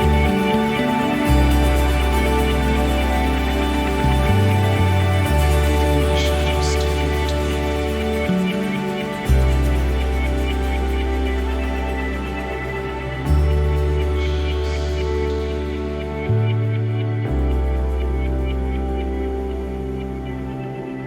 leaving my shadow still to be with you. Welcome back.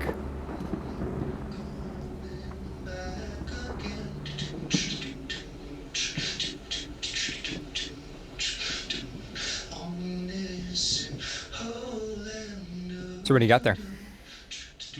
I don't know. I feel like you had some Maybe show and tell going on. Oh, that was just the COVID ball I made. I've been giving away to people. The COVID ball. Ah, God, it's freaky. What is this thing? It looks like something you would struggle to throw up and then end up having to get it removed in surgery. Yeah, COVID. Not quite how COVID works, but okay. What is this, a mold? Yeah. Oh, so this is the mold. Yeah. I see. So you like pour it into here and it. Why did you make COVID butt plugs? That's a COVID stress ball. Oh, this is a COVID stress ball. Okay. Yeah. And you've been using it? And it's been working? It looks so gross. It looks really gross. I'm going to put it over there. I'm going to just put that over there and not touch that now. Yeah, like if you get like varying degrees, like if you made, like I was telling them, they should make a mini dick bouncy ball. Okay. So if you like glued a bunch of mini dicks with like all knotted dicks like around a ball. I don't think it would bounce very well. Like not because the material isn't bouncy, but because the form factor I feel like would disturb the bounce. I don't know how it would bounce. Like the tips would like be bouncing. Well, see, but a lot of the energy would be absorbed in it bending, though. I feel like if it was a long thing, like that's why you don't find bouncy balls that are long tubes, because it just. But a long tube made of bouncy material would still bounce. Yeah, I mean it would go onto the ground, but I don't think it would like bounce back up to the height it originally fell from. See, I would disagree because look at these are little like cup things. Okay. So like the lower ends, like it's just gonna stick. Right. But Okay. that's like that one bounces. All right. that was like only like a medium or a soft. Okay. But as you get firmer and firmer, so Okay, that one bounces a decent amount. this was like almost all the way. Like this is like incredibly. This is like the firmest one you don't get in a toy. They don't make it like that. Okay. It's not how it works. Else it'd be like literally shoving a pencil eraser up your ass. Let me feel this. Oh yeah, that's really firm. Yeah, it literally feels like one of those pencil erasers you'd pick up, where it's like really stiff rubber. Like you could probably start erasing shit with this. Except it's smooth and not like flaky. Mm-hmm. But like, okay, so that one bounces a lot. As it hits the SD controller, I would laugh. I just like took out the camera. And, like, yeah. And this is like the bounciest. So that's pretty good. That's not round. That has two flat ends and is kind of almost. Yeah, but I feel like if it was longer though. I think it would still bounce and it'd be really weird though. If you had like a dick, but it wouldn't have it couldn't have balls on it though. It would just have to be the dick part. I feel like you could bounce it around quite a bit. But the problem is, it bounces unpredictably, right? So like a bouncy ball, you can bounce down and it comes back up to you and you can catch it, right? And you can kind of walk around bouncing it. Whereas like that, like you're going to throw that and it's just going to go whoa, off into some other direction. Yeah, it's the magic of dicks. You can't control a dick. It's going to bounce around. Okay. All right. Anyway, Maruski TF'd into a deer. So, into an inflatable deer. For everybody who's into that, there you go. I know there's some people who are into that. Anyway. I like how twin bounce creations.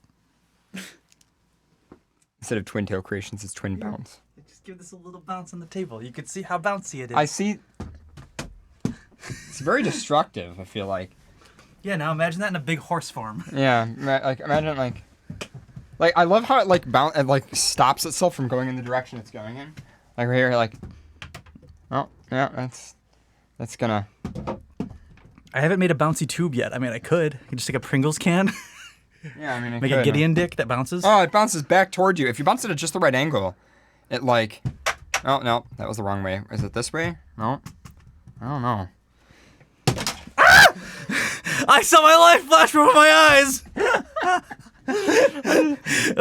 They're like, whoo! I saw it coming towards my head. Specifically my face. Yeah. And my first, like, I should have just, taken that, but I also hid behind $1,000 microphone in hopes that the microphone would block it. But that's even worse. And I was like, I should have not hid behind. Like that would have any control over the direction it was going, but still. Yeah, I agree. Bouncing dicks is fun. I feel like you could. Confirm. I would buy it. Now, like, imagine just having like a big round end. So you take the horse dick. Okay. And you then take like a half of a ball and round the end. So you have to do like a double layer pour for it. So then it had like a bobble end. So it'd be a round on the bottom to where like, you normally stick the balls to something. Okay, yeah. So then you could take it by the dick end and whip it at the ground. Okay. And I think I just made a new sport. I guess. Because the mines had that hip ball with the hoop. This would be like dong ball. Dong ball. It's going to show up at the Olympics. You can only grab it by the shaft. You can't grab it by the ball end. I get it. Okay. Oh, I see what you're saying.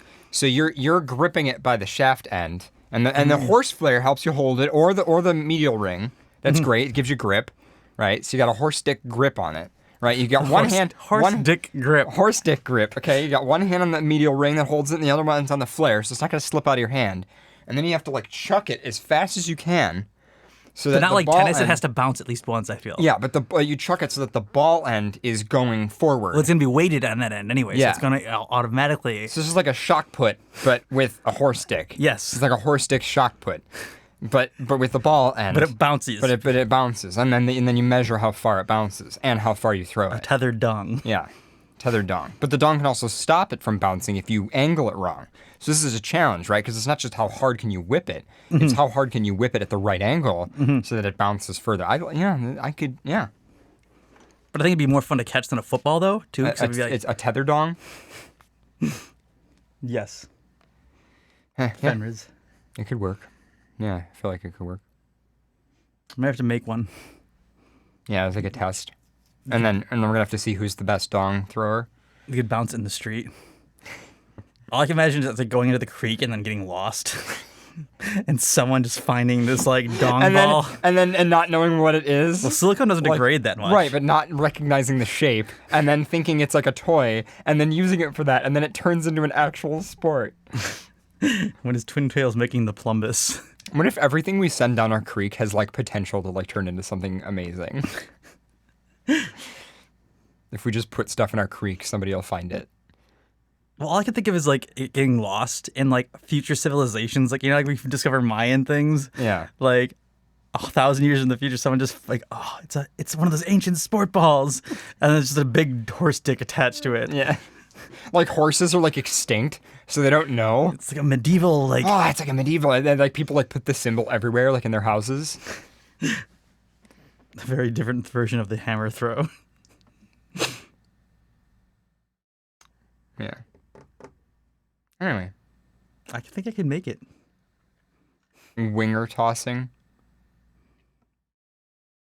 I don't know. You could call it a flare toss. Flare ball. Flare ball. Mm. Okay. See, this is what would happen if I lived in Phoenix. I'd just be crafting shit. Let's see if I can find this and this together. Just combine random products that to furries mean really dirty things, but to normal people they're like, wow, that's a cool sport. Well, I pour silicone into a Pringles can. I mean, then it's just basically a Gideon dong. Yeah, it's just a Gideon dick at that point. Which I think would bounce. It probably would. Should ask Gideon. The flare fling. Flare fling. I like flare ball. Or flare toss. I feel like flare toss is where it's at. I don't know. Anyway, you have an article. Bull still said he was going to come at some point, but I don't know when he was here. Maybe he just meant that he was going to ejaculate and that he wasn't actually going to arrive here. I don't really know what he meant by coming, but... He was just coming when you... Yeah, he was just coming when he was messaging me, maybe, and he's not actually, traveling here. So do you know if flushing your toilet can release coronavirus? No? What? How? It creates a plume. Yeah, I don't want this music. I'm gonna do creepy music. Yeah.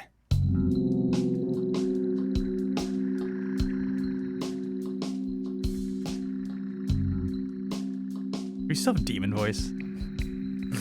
Yeah, we do. I want Satan to read this because he's brought this upon us. Is that still? Yes, it is. There we go. Go ahead. Okay.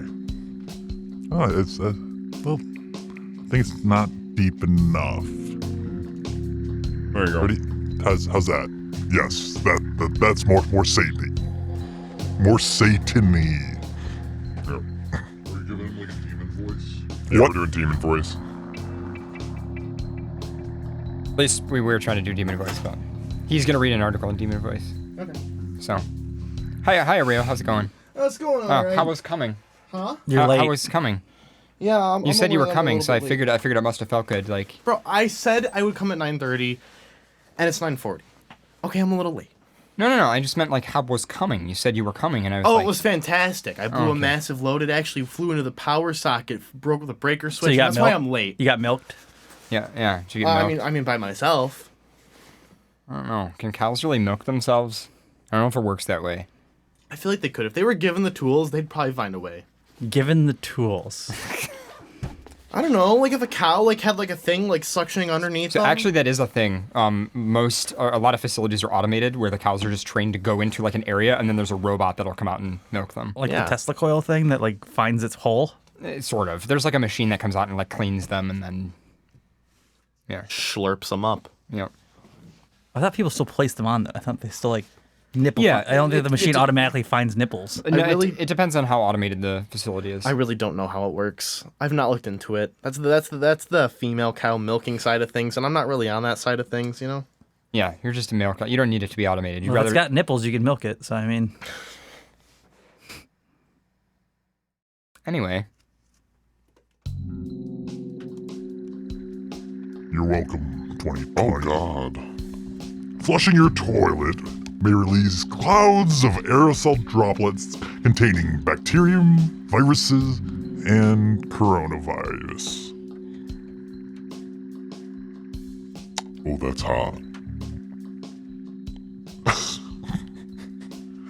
My airy gasp sounds so weird in this filter. Yep. That may linger in the bathroom air on its surfaces, waiting for another person to inhale and otherwise come in contact with the plume of toilet water. The pitch shifter introduces delay in your headphones, but if you take one off, it's way easier to talk with the delay. Just so you know. I know. If you need to. Turbulence caused by flushing a toilet can spread bacterium, virus, and SARS-CoV. You're welcome. I mean, I feel like that's one of those things it's pretty well known that that's how bacteria spreads, but it's important that people know it in this time. Yeah. That we're involved in. Yeah. That there's demons being a part of it. Oh, if I do my low voice, it sounds even lower. I love it. I was like, oh yeah. I'm more just surprised that we've been invaded in our anuses by COVID. That it was demon territory, you know. Yeah. Well, I thought we were safe down here in the place where the sun doesn't shine, you know. But it turns out, no, COVID. COVID butt plug. Yeah. That Pharaoh guy, he fucked it up. Oh god, it's so disgusting. I know you were talking about it because I had it tuned on, but I've seen it. I've already seen it. That's not a COVID butt plug. What is it then? It's a stress ball. It's a mold. I feel like you're just calling it that. Well, everything turns into something. Oh my god. Is that what you were bouncing earlier? Just like, you know, what was it? The erection pill. Wasn't originally for erections. Yeah, it's for blood pressure, I think. Yeah. I think it was for blood pressure, yeah. Yeah. Yeah. So, yeah. Things evolve. Yeah. So you make one thing, and, you know, sometimes it leads to another. You're a genius, Pharaoh, I gotta say. You're really spitting the facts, things that nobody knew. You know, when things happen, a lot of times, things happen as a result. It's kind of crazy. Absolutely insane. Revolutionary. You're giving me a stare. Go pasteurize your milk. Pasteurize it? Demon milk? The demon milk? It's red. So that's just blood. Tastes like Tabasco. Oh my god. Just imagine like milking something and it was red. I'm like trying to... Oh, it's gross. It's so gross. I hate Welcome that. to demon cows. The demon cows. All they produce is Tabasco. You know how brown cows or chocolate cows? I feel like the red cows are the demon cows, and it's hot sauce, yeah. The demon cows milk red and bleed white. I don't know. There's a lot of cum in their veins. Yeah. All that gay femboy All semen. that gay demon sex. Yeah. We get it from the Hooters liberals. had an announcement. Was it Femboy Hooters? Did that happen? I know they tweeted. They were like, we have an announcement. And everyone was like, oh, Femboy Hooters. Yeah, the liberals got to him. God damn. Good for us, though. Yeah. Anyway. Oh, the reverb is still on. It's cool. It's like we're in a big old echoey old room. I mean, we can do that. Like, I feel like we're just in a shower right now. Yeah. Oh, I forgot last time we did this, you did play shower noises, and it was like, oh, we're all in the shower together. Cute FurCast shower. Yeah. Anyway, article. That's basically it. That was it. I mean, when you fart and you poop now, you can spread COVID. Oh. Well then. So you don't have to cough, you can still fart it. You can fart COVID out.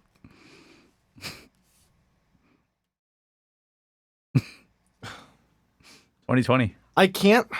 Anytime I think about the fact that other people use public toilets, like I try not to think about it that someone else's ass touched that. No, it's so stupid.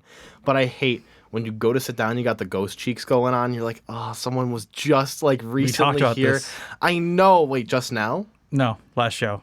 Oh, really? I wasn't No, it here was the though. show before that. We've talked about a bidet that has a heater, and you were saying, see, the thing is, They were saying that they liked the heated seats, and I said no. Oh, right, because I was like, that's disgusting. That's ghost cheeks. Well, see, the thing is, like, because the thing is, I've sat on a heated bidet, and it did not feel like ghost cheeks because it was like you could feel that it was a heater and it was consistent. The problem with ghost cheeks is like there's a little bit of that like moisture, and it's not quite consistent. Like some parts. I don't think so. I think it's just the fact that it's warm.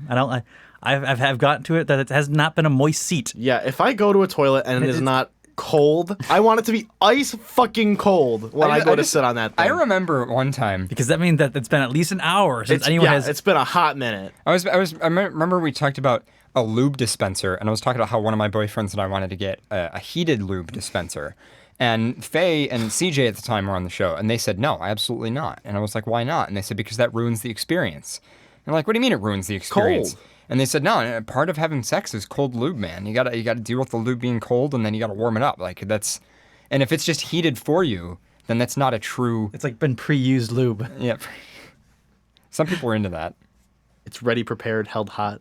Yeah. I could kind of understand heated lube, but It feels like it's like someone's already used it then. I don't think so. And you're just like reusing it. I think heat must be a very simple feeling for you. I wonder if there's a market for used lube, like Gamer Girl bathwater, but Mersuit used lube. Okay, wait, Gamer Girl bathwater is a thing? Hold on, did you not know about that? No, I did not know about this. Oh my okay, I mean, God. I understand that was like last year's, I if know, not that 2 was years ago. so thing. long ago. That's not Okay, new. listen, I know there's trends where people will buy That's what like started used... Gamergate. Yeah, there was this girl who did That's live what started streams. Gamergate? I thought it was There's multiple things. Gaming journalism. It was this girl who did live streams from her bathtub. I think she was playing games in it, and then she sold the bathwater for like $30 for like a quarter cup of the shit. Huh. And it sold to the simps. Yeah, I believe that. And then people started drinking it. I know, and then they got sick, and then there were No, that like was news the articles that stereotype. were like, "Don't drink the Gamer Girl bathwater." Just like the petition to drink the forbidden water that was in the forbidden tomb. soup. The forbidden soup in the ancient tomb. There's an ancient tomb that had not been opened up, but like water seeped in, and it like took the mummy and made it into like a chunky soup. Oh, like they opened it up, and it was like fermentedly sealed, yeah, like a jar, like. It was like a skeleton inside of like a gross liquid, and people petitioned to the forbidden soup. Yeah, to be able to drink the forbidden soup. You would gain superpowers, like mummy powers, like death. I don't want gain powers like death. You mean just straight up dying because the shit killed you? Yeah, mummy powers. Nirok says, "I heat my lube and dildos." Thanks, Nirok. Microwavables. Just microwave. Like a fucking hot pocket. Let's stand 1 minute, then turn over and stir. I don't know. I like the idea of it being in like a hot pocket. You like cut it open or some Like shit. one part of the after dick is hot and one part's cold. You know how Like- fast you would get sued if you had microwavable lube? Because there are way too many. You have to be cautioned. It says it's hot. Yeah. You would literally have to have a warning label on it. Because someone would be dumb enough to pour scalding, boiling lube into one of their orifices. Yeah. Honestly, drink it. I could see people drinking it. Not Stupid because I think it's a fucking good Americans. idea. Why would they drink it if just because it's You heated? overestimate For people don't drink my it cold. generation of people. Yeah, they were sticking They pennies, literally ate Tide Pods. Ate them. Just straight up ate and they them. were sticking pennies and holding them onto Right, I'm electrical not chargers talking to about- electrocute themselves. I'm not talking about the dumb people who do TikTok challenges. Okay, I'm this talking would be about- the new TikTok challenge, is what I'm saying. Okay, I understand that. But what I'm saying is that for the average person that does not currently drink a cold lube, like a cinnamon why would challenge, they drink? but like a J-lube challenge. What if it was like flavored? If it was like a nice like strawberry banana? Most lube is non-toxic. I know, which is why I'm saying it would draw them in even more. Yeah, but they don't if it was taste one of good. the flavored I feel ones. like it wouldn't. I feel like being non-toxic isn't much of a challenge. Well, cinnamon's non-toxic, but if you eat a spoonful of it, What would it feel like to have lube in your mouth? Just feel like, like you want to, it. you could go ahead, try to eat it. Like I just. I'm just sure we could chug have the shit. 911 on call, and you can just have a spoonful of J-lube. Ugh, that sounds so. Just gross. powdered form. Just spoonful of J-lube. Oh, there so you it go. just turns into lube in your mouth. There you go. So then all your spit is dry. Like everything in your mouth is You do dry spit in lube. except for lube. Oh. I think that's amazing. I think it could be the next cinnamon challenge. We really got to make a TikTok account and get this shit going. What? It's just everything we talked about. No, Pharaoh's grunting. Pharaoh, you suggested it. Have fun going to the ER. To have it just. Oh, I'm not saying we would ever do it. I'm saying like we gotta make a TikTok. Vol is ready to do it. I don't know Literally, he what- is sitting over there. He is contemplating it, and I think right now he's probably gonna go downstairs and just take a spoonful of J-lube. I'm literally not. We have J-Lube I'm downstairs. I'm not going to. We have J-Lube downstairs. I'm not. No, I'm not. Yeah. Yeah. Ooh, website change. Oh, that was the end of that article. No, it's just I really wanted to read that you can fart a COVID. Hold on, there's a new I have a password option. Yeah, just don't click it. Oh, got it. I'm assuming it's only for like specific people. I clicked it by if- accident. Yeah, if you've registered your name. Oh, I'm going to do that. No, you don't have to. You have to like type commands and shit. Oh, okay. Never Yeah, mind. it's old IRC stuff. Okay, yeah, no. Yeah.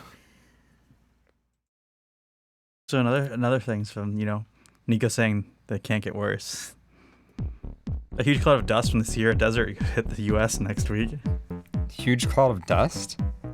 What? A dust storm so big. There's blowing sand from the Sierra Desert in Africa. Why? How did it get here? To the United States. I'm confused. 2020. That's how it got here.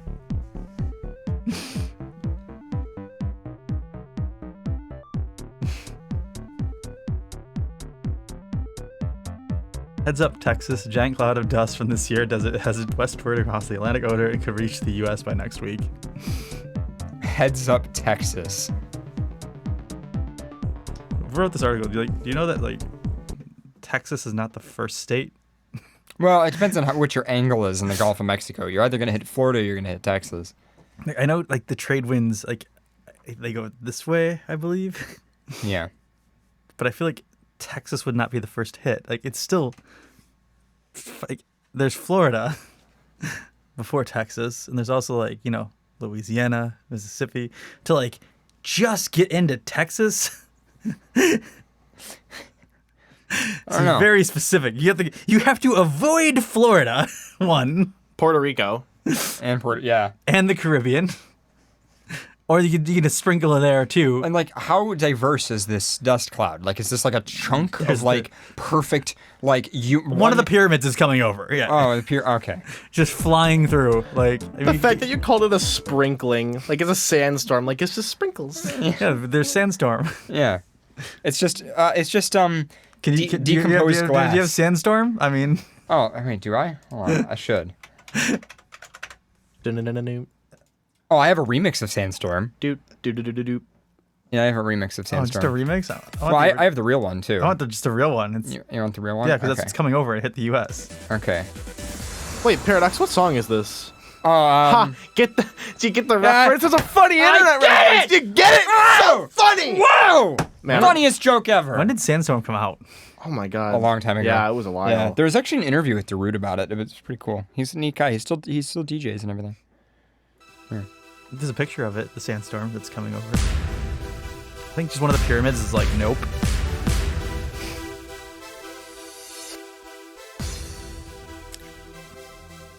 A National Organic and Atmospheric Administration, NOAA, satellite captured a stunning image of a huge plume of dust blowing over the western coast of Africa on June 7th.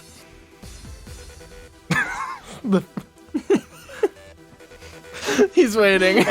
as the music builds up. The National Weather Service in Houston has forecasted a large cloud of Sierra dust will continue to migrate across the Atlantic. I love that it'll migrate. Yeah. It's the natural migration of the sands. People are out there with binoculars watching it. Beautiful, beautiful. Yeah. Reaching the Caribbean and Gulf of Mexico, then moving into the southeast. I think someone just pissed off a mummy and just took it to Texas, and now it's return I was gonna the say, slab. Someone drank the soup. Someone drank the soup. Sous vide.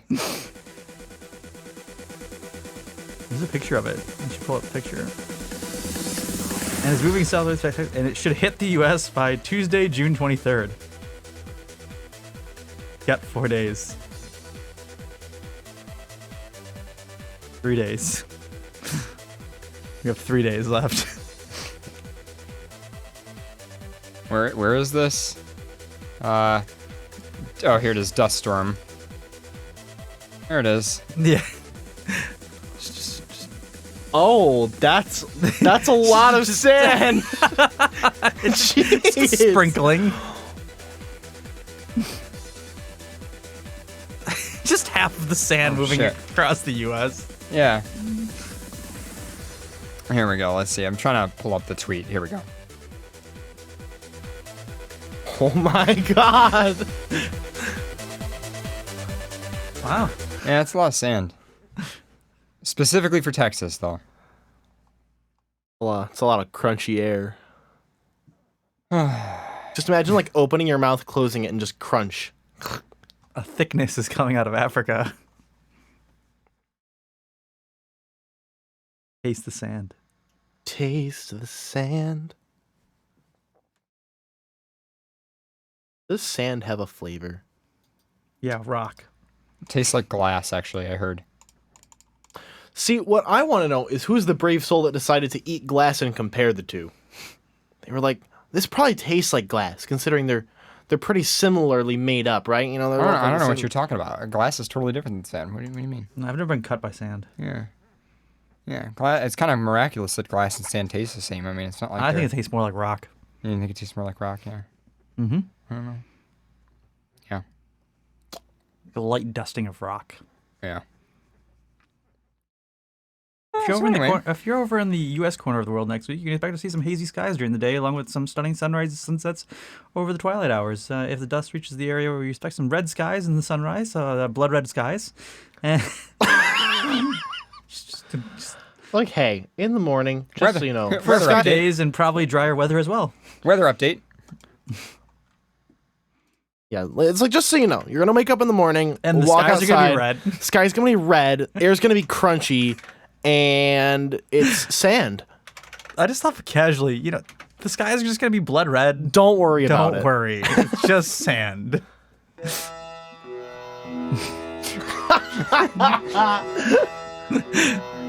So anyway, the colossal stream of desert dust is traveling along the Saharan air layer, a layer of baking hot, dry air in the atmosphere that travels around 10 to 25 meters per second, 33 to 82 feet above the cooler surface of air of the Atlantic Ocean. The Saharan air layer usually ramps up about mid-June, peak over the course of summer, and pumps out a burst of activity over the tropic Northland in 5 days. We've had a few outbreaks, but this one is actually very significant in the largest size we've ever seen reaching the West.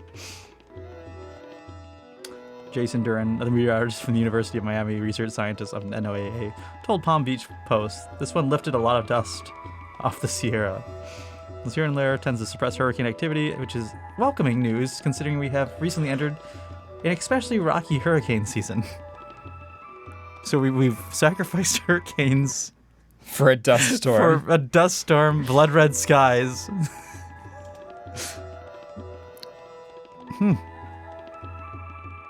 Oddly enough, the Saharan dust can also spark tons of toxic algae blooms across North America. Oh, great! Killing widespread fish populations. It's so bad. 2020. Everything's so bad that I feel like we can't do anything but laugh. At least at shit that like this that we just cannot control. It's like it's gonna get worse. It's like, oh, it's gonna get worse. Research by NASA in 2001 found that Sierra dust clouds can sprinkle water up the west coast of Florida with iron, which kicked off the blooms of toxic red algae. Along the waters outwardly turning red color. So, blood red skies. blood red water. Dust in the air. Not saying apocalypse, but, you know, water's red with blood. It's just algae blooms, but, you know, semantics. The water's red. There's dead fish everywhere. The sky is red as well. Jeez. The toxic algae blooms absorb all oxygen in the water, killing large numbers of fish, shellfish, marine animals, birds, and it can even cause skin and respiratory problems in humans. Wait, respiratory problems? It just... Something just wants to suffocate I us. love this year. This year is so great.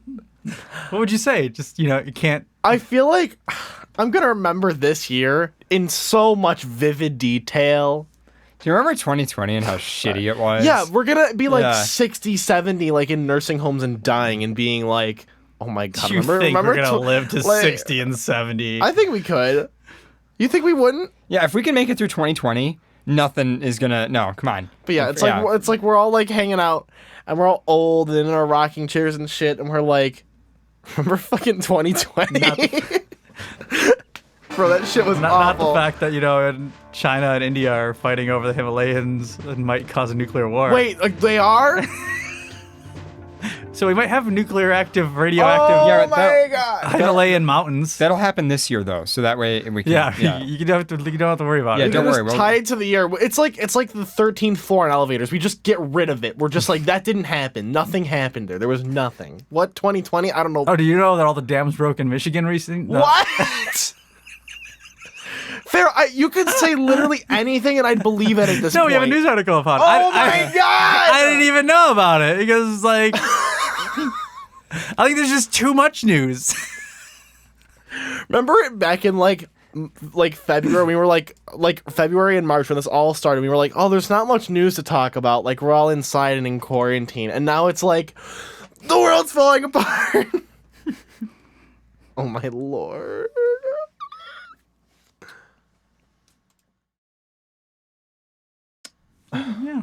Yeah.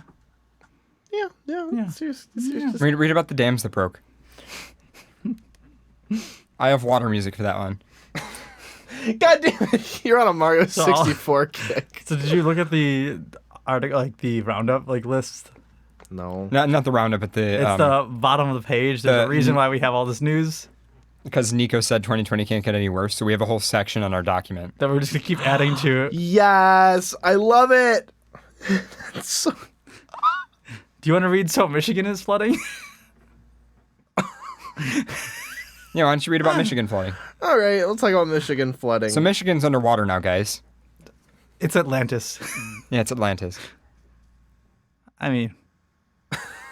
All right. If we lose Detroit, will anyone really be that sad? Ready? Yeah, I'm ready. I got you. Before and after. See destruction of Michigan flooding in satellite images. All right. Detroit, satellite images. Taken from space nearly a year apart from each other, show just how devastating the flood damage is in Midland County. The record flooding this week destroyed homes, cars, roads, bridges, and other property, damaged the sewer system, and forced 10,000 people to evacuate the area along the river, leaving many homeless and without electricity. And COVID. Oh my gosh, yeah, that's really bad. Yep. The natural color images from Landsat 8, an American Earth observation satellite, depict the two mid-Michigan dams, Edenville and Sanford, that failed, and the Tittabawassee River. The Tittabawassee River hit a historic high Wednesday morning, rising above its previous record in 1986 and reaching 34.6 feet. Major flood stage is 28 feet. A number of homes in Midland were damaged, but no injuries or fatalities were reported. A spokeswoman for Midland said Friday that residents were cleared to return home if they can safely do so. The dams are both owned by Boyce Hydropower, and then it shows the actual images themselves at that point in the article. Yeah. News reports say that at one point, nearly 374,000 gallons, about half the volume of an Olympic-sized swimming pool, per second, were rushing through the Edenville Dam. At the same time, the dam breach drained Wixom Lake, the reservoir. Wixom Lake looked like a giant beach with a small river running through it. It's unclear whether the Sanford Dam also breached, but it also failed to hold floodwaters back. Governor Gretchen Whitmer, who visited and flew over the area Wednesday, acknowledged that Michiganders, is that actually how they call it? Michiganders? We're Buffalonians. I know, but that makes more. But where did the D come? Michiganders?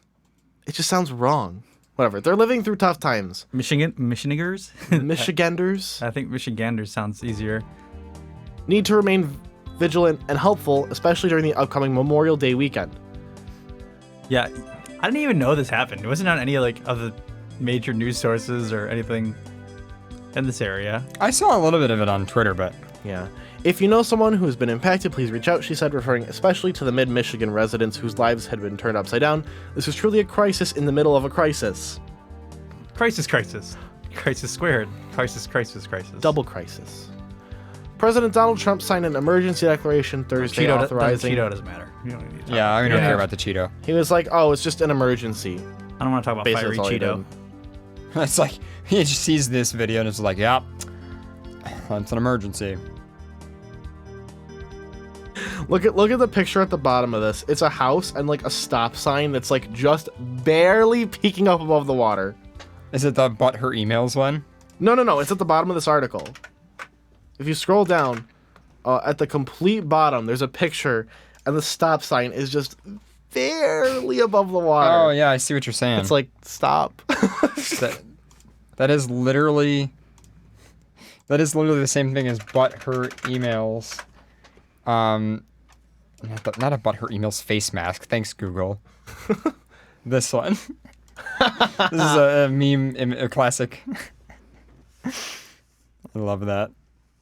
But Her Emails. But Her Emails. So yeah. I didn't even know Michigan was flooding, until there was natural disaster. No, I didn't know because there was so much shit happening. No, I just want to tell you that there was literally a YouTube video of compilation stuff of major dam failures across the U.S. And I was like, oh, I clicked it, and the third one in was oh yeah, May 18th, 2020, all of Michigan, this county has been flooded. I was like, that's last month. But that was 10,000 people. It said that's that's highly residential. That's bad. That's bad. Bad. Everything's bad. I mean, I've never understood why people build houses right next to rivers anymore. It's not like we're going down there and scooping water out. We didn't choose to build this house over a creek, but it's a creek. Yeah. It's actually not even a creek. It's a brook. Yeah, it's a brook, and also the house has been here for 100 years, so I think we're okay. So it's a brook. Yeah. The capacity of it to go crazy is very limited. Mm-hmm. If not, it's limited by a trickle of water until it rains or pours, and then oh wow, we have the creek gets pretty high, but it got 3 feet high. Yeah. Oh, it's like a storm drain. Yeah, but that's not gonna damage you guys. Well, our house I'm just saying that people that build next to a giant river, let's build our house on the edge of this. Yeah, because this will future-proof our home and enjoyable living for many centuries. Yeah. Yeah, the people who are building on the cliffs of the Cazenovia Creek, that kind of stuff. It's why? Why are you there? Yep. It's eroding. Your backyard is literally Actually, falling. I kind of went through that with my mother and one of her friends, or one of my mom's friends, owned a house that was condemned because of that. And that was a nightmare. We had to help her move. It was many years ago, but yeah, it was really devastating. But people are still people are still building new houses in those areas. Yeah. Well, I think what it is if you do it right, you can do it in a way that it's more safe. I think nature has proved that wrong. Well, no, I mean that it doesn't matter how right you do it. I just mean that all it takes is water to go, no. And the house is gone. Well, what are you talking about? Are you talking about flooding or erosion? Both. They kind of go, one kind of follows the other. Right, but I just mean that you can, knowing the history of a place, you can do correct predictive analysis on that and build a foundation that can withstand, for instance, a flood up to that point or it eroding away. I'm just saying, or you could just not build a house next to a creek, but especially or a river, especially and 50 then you or 100 years ago, that kind of science either wasn't around or they were trying to build so many houses that they didn't care, and so there were a lot of houses built where the foundation was not built to be in that situation. Yes, but if the ground underneath the house, so you can build your most stablest house. Right, but you can dig really deep. So can water. Yeah, but I mean, you can have... there are ways to build a house on a mountain cliff. You can do it. I would rather build on a mountain cliff. I think you'd be a lot safer. That's what I'm talking about, though. On a cliff above a creek. You can do that. See, no, I wouldn't build a cliff above a creek. Maybe Grand Canyon level, because the water's never going to get that high. Right, but even if the water does, you can build the foundation in a way where it won't erode that badly. If it's done right. A lot of times it is not. See, that's the thing, though, is the key point is that badly, but it will eventually erode. Yeah, in 100 years. That's still I don't know. You have Mayan temples that have been there for 1,000 years, and then we are building houses next to creeks that are dying with in 50 years. The Mayans built a lot of things that are not around anymore. That's true. Yes, I get that. Yeah, and we have many buildings that we've built that will probably last a long time. But I'm just saying that I don't understand building on the side of a creek. I personally am not about to throw my money into that either, but I'm just saying, it can be done. Well, anything can be done. I mean, I can make a bus but will it last? Right, but like I can turn my along the Ford edge of it going Escape down. into like a Mad Max style vehicle, Yeah, and I can I'm sit on not- the roof and play a guitar. Yeah, Oh my God, I'm not gonna- paradox. What's Fireline up? Coyote in chat says, near here there's a community where if you stand on the roof of the houses, you're at the same level as the flood wall of the levee. Yeah, that's pretty common. Like, there's a lot of cities that are underwater. I don't like that at all. Well, they're not underwater yet. Yeah, it's like Well, they're they're below sea level though. You know. The soil is so unstable and the groundwater is so close to the surface. If you did build on stilts, it'd just sink into the ground. Oh, he's talking about someone talking about stilt houses. Yep. We're quite above sea level. That's why water boils really early here. It boils at like 98 degrees Celsius, I think. Wait, I had no clue that's how that worked. Yep. Less air pressure, but depending on the conditions of the water, and it'll also freeze at slightly off of 0 Celsius as well. It freezes slightly later or slightly below, I think. Yeah. So like you can have like -1 or -2, and you'll still have. Keep in mind too that around those temperatures is the state change temperature. So it takes actually more energy than just being below or above freezing or below or above boiling. But yeah. There are underwater hotels. Okay, but see, that brings my point, though. You can purposely build something that is underwater or purposely build something that is meant to deal with that, and it will survive. The problem with a lot of buildings and houses that get fucked up is because they build them cheaply, or they just put them on shitty little stilts or whatever, or they just build them and think, nah, it'll never flood, and they don't pay attention, and then it happens. But you say survive, but there's upkeep and maintenance on that. Oh, yeah, exactly. But that's what I mean. You have to keep it. But, like, you can literally go to a hotel that's under the ocean. And it's like, obviously, it was built for that. Yeah, but if you left that alone for probably even 2 years or 3 years, there would no longer be a hotel under the ocean. There would be a hotel for fishes in the ocean. I don't know if it's 2 years, but it depends on how it's built. But yeah. Is that pressure thing why, like, if you get water to a certain temperature, it'll be liquid, and if you, like, smack the bottle, it'll become ice? That has to do with the minerals in it, I think. I forget what does that. It has. I've never understood it's that. a catalyst. And, like, ice needs ice to form. Like, you need a point to freeze. Yeah, and I'm pretty sure And then as you, like, if you watch the ocean floor and everything like that, ice travels down, so it freezes as it keeps going, so it grows. When you have a super suspended solution, nucleation point, that's called. You pretty much are past the point of freezing, so you have like almost superseded that point. But since nothing has formed, because if you have agitation, so if you constantly shake something and have it in like below temperatures, there's no chance for it to like freeze or anything like that. If there's minerals in it, it helps. Okay. As well. That makes sense then. Yeah. So you need it at a certain point, and then when you hit it with a hard, it literally causes a quick catalyst. Okay. There's all kinds of videos explaining it online. Yeah. Science is cool. Science rules. Yeah, like for instance, in my tea kettle, it'll go to just above 100 C, but it will never actually get there because even if you set it, even if the heater gets hotter than 100 C, the water will never get above that because it just starts boiling. evaporates, yeah. And by the time it hits like 98 Celsius or so, it's boiling already. And then it'll keep working and working and working, but the water, it's in a state change. Yeah. So the water won't get any hotter. Yeah. It's neat stuff. But yeah, I think we are like 600 feet above sea level, I want to say. Yeah. Well, I mean, Tuesday we did look forward to blood red skies. Yep, right about 600. Yep, 600, and then,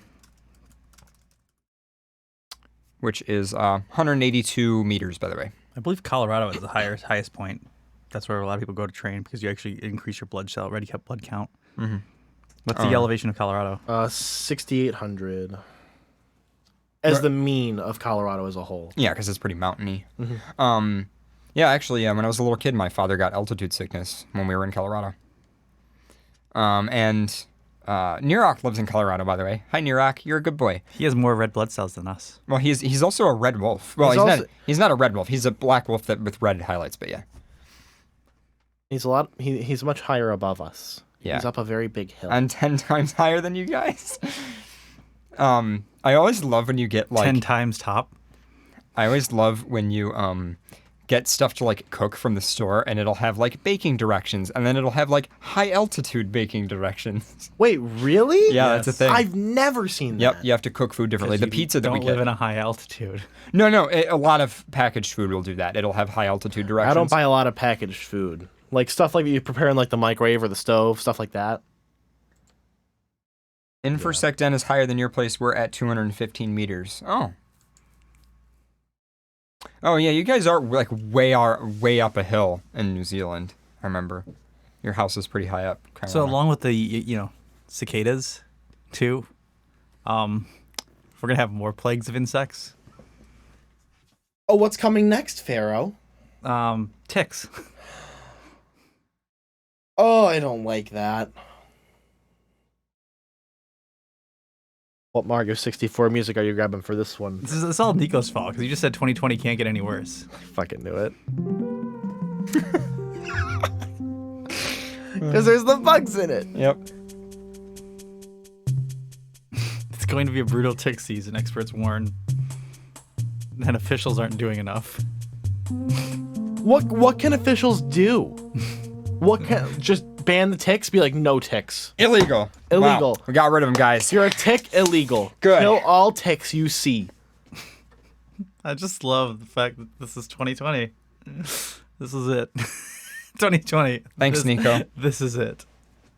Wait, why are you thinking Nico? Because Nico said 2020 can't get any worse. Oh, right. Yeah, he did do that. That was his fault. Yeah, it was his fault. Yeah. There's another one in there, too. Did you see the first one? Well, I actually don't mind that. I love their pizza, though. Ew. What? No. I'm going to order their pizza next show. Bro, you like Chuck E. Cheese pizza? Yes. Oh, I hated it. For me... I was just upset that Chuck E. Cheese bought Discovery Zone. For me, the only reason I would ever eat a You're Chuck E. too Cheese... young to know Discovery Zone. You're right. I am. I know. So what is it? It's Discovery Zone. Thank you. That really explains it. You've really elaborated. You've explained so much to me. I understand now. What is it? It's like Chuck E. Cheese, but with less... Less fun? No, more fun, just less safety precautions. Okay, elaborate. What do you mean? That's it. What was there, like rock climbing and stuff like that? My experience with Chuck E. Cheese is when I went there for my nephew's birthday party once, and all I remember is, you know those little straw dispensers where you like press the lever and the straw comes out? Yeah. Okay, well, the straw comes out, right? Yeah. But it's not in a wrapper. Yeah. And the handle, which was like this plastic handle, was just covered in pizza grease from people's hands. And I was just like, oh... And that's like the main thing that I remember about Chuck E. Cheese is just like touching a greasy dispenser with no wrapper on it. I want to make an adult Chuck E. Cheese, but then it would just be like an obstacle course. So Dave and Buster's? No, that's video games. That's adult Chuck E. Cheese. You want like the tubes that you have to explore with a ball pit. Giant ball pit and like huge adult-sized tubes. You can get like lost in them. Yes. And then honestly, if you go down the wrong tube, then like you have to like pay taxes or something. How do you make this adult? If you made an adult play zone and just called it like No Shame or something like that. No shame.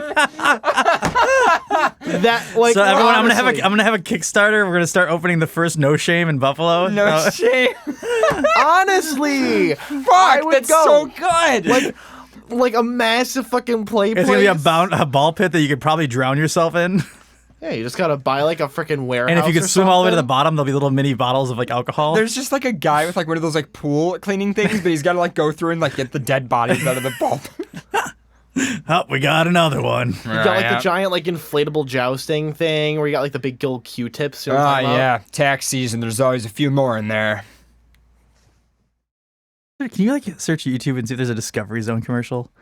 I don't even know if there is. Yeah, I've never heard of this. Like they had laser tag before it was Lasertron. Oh, that's cool. Discovery Zone 1997. Like look at this ball pit. I'm looking at some colorful stripes. 1997. Looks like a Blockbuster. Look at all those tubes. See? It's like a fucking like giant warehouse of tubes. And then Chuck E. Cheese is like, no, we're not gonna do the tube route. What? That's not enough balls, I feel like. Well, because kids will drown. That's crazy. It's so colorful. Running swing here. I love Discovery. I still have Discovery Zone. Don't think so. tickets and tokens that I never got to use. Climb a slide here? I don't think so. Then where? I'm going DC at Discovery Zone, where I can cut loose and be on my own. DC is made just for me. A place where I can really cut loose. It's all here. Jump and tumble here? I mean, they think so. probably got sued too many times from kids getting like injured or dying. That is such a quintessential 90s commercial that I can't handle it. It almost looks like a parody. Yeah, I was like not ready for that. Like they nailed So we'll it. just take that and we'll remake it and we'll just call it No Shame. With bigger tubes, bigger ball pits. It'll be only for adults. Only for adults. 18 you or have to older. be 18 or above. Oh wait, what's this? I'm going Sorry. discover what I can do on my own. You remember that song, right? You saw it first on our News 5 app, A Discovery Zone. It's opening in Ohio this Friday, but we're still trying to find out if there's any connection to the entertainment chain popular in the 80s and 90s, other than the name. That company filed for bankruptcy and sold many locations to Chuck E. Cheese. The new space in Cincinnati features many similar games, indoor mazes, and plenty of climbing features. So if we have bigger tubes, can we have bigger balls? Says platypus in chat. We can have non-discriminative all sizes of balls. Non-discriminative. You just go in the tubes and there's just like people in there, just like. God, imagine. Oh my God. I love that. I love that so much.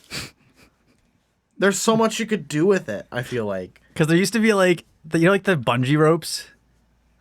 The bungee ropes. What do you mean? What are you talking about? Like the long rubber bands. I mean, I know what you're talking about, but like, what is your idea for them? There used to be like pathways that you had to you couldn't just run through because it was all the rubber bands. So you had I to know what you're talking about. Yeah. You had to fiddle your way through. Yeah. Like obstacle courses and stuff? Basically. Yeah, I know what you're talking about. Big old tubes, ball pits. I feel like trampolines. That was there. trampolines. They had water beds. It was the whole floor was like a water. So you try That's to so cool. You would try to go run across it, and sometimes they would fall. underflate it, and you just smack, and it was like. My brother's whole face was red because it's hard. He tried to sprint in and just did the whole first foot and then just face first. It was the greatest day of my life. He's running expecting it to be at least somewhat solid. He goes into the whole floor, just caves under him. Just think of stepping into a waterbed and you don't have traction because your foot sinks in, and it just just face first, just slam into I rubber. I had him. But it's a belly flop though, because it's that, I don't know. I had a moment kind of similar to that. Not in the sense that it was me falling, but did I tell you about how I jumped off my boat one time when it was going 40 miles an hour? And you weren't in the ripple, and you hit the clear water? What was that? You weren't in the ripple, you hit the clear water? Yeah, pretty much. Yeah, don't hit the clear Yeah, water. I jumped off the side of my boat, and I was like, oh, this is perfect. I'll jump in the standing upright position. And that that didn't work. I jumped off my feet. Here. This is me. Okay, this is me. Okay, I'm jumping into the water, and I go, actually. Look, your feet act as an anchor, and your body is still having momentum. And look, you get to see face water. You were going 40 miles an hour? 40. We were going 40. And luckily I hit my back because I had somewhat thought about it at first. Because I used to do tubing. Oh, I did that too. You go pretty fast with that. And when you turn fast, the tube goes out. So there's the ripple effect of the water. So when you exit that. Yeah. The water's a lot less calm because the boat's basically splitting waves for you. Yeah. So that's a good thing. When you hit the turbulent water, it absorbs shock energy because you have the air bubbles on impact. Yeah. When it's the clear flat water, it's and you literally go a fucking slap of the ripple. The water's hard. Okay. There is nothing to assist you when you hit the water. So it's like literally hitting something at whatever speed you were going.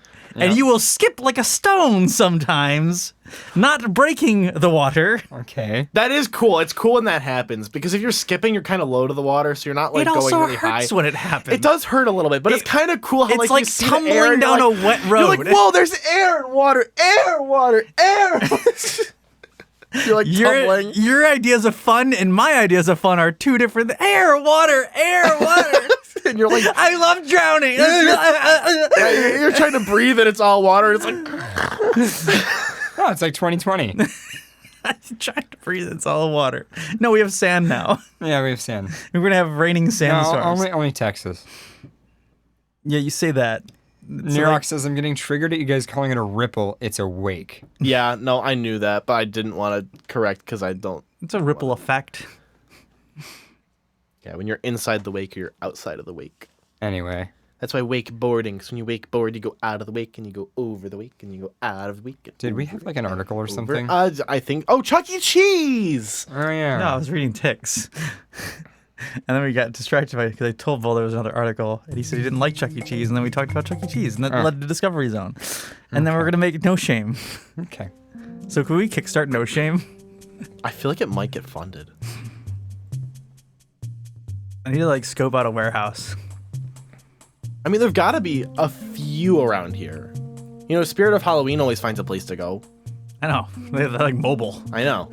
It's like a bunch of homeless people with Halloween stuff. I have no clue how they do it.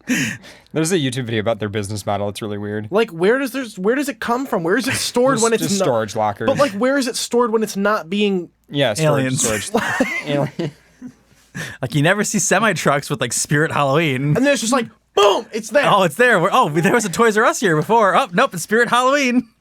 You go to like Spirit Halloween and it's just like a bunch of people, or aliens pretending to be humans. Why, yes, fellow human that enjoys the holiday of Halloween. I love costumes too. Look at this love costume. I mean, too. I am not wearing a costume. I am not wearing the flesh of the fellow humans. Aliens actually just think we're wearing the flesh of other animals, but not knowing. What? Like Halloween. Like from an alien's perspective, like we're putting on like literally skin of other things that are very detailed. But there's also like bananas. Yeah. Yeah, think about an alien's perspective of that. Some people are wearing the flesh of others. And that guy turned into a banana! Paradox is so fucking done. Hi, Paradox. I want to wear skin too, if that helps us blend in with the humans. Anyway. So Spirit Halloween is run by aliens. It's confirmed. Myth confirmed. All right, carry on. Parts of the U.S. see a huge number of increased populations of ticks. 2020. The music, yeah. Yeah.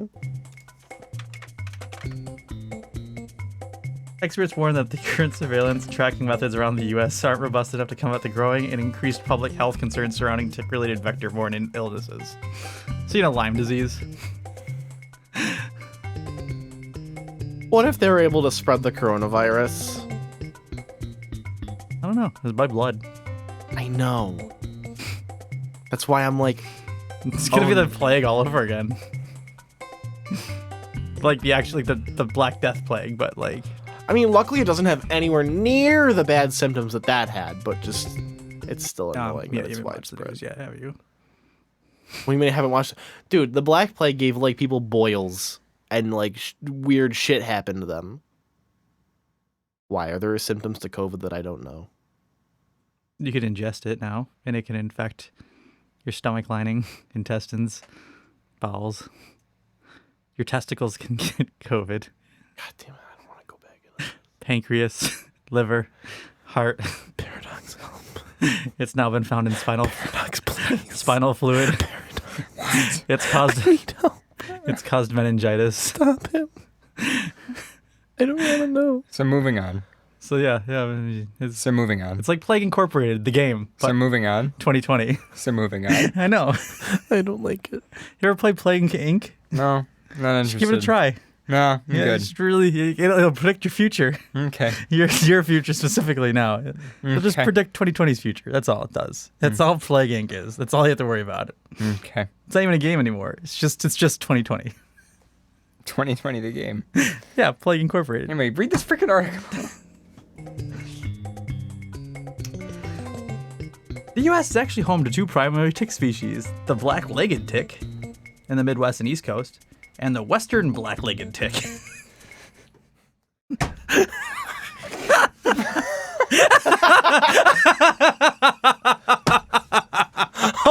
Hold on.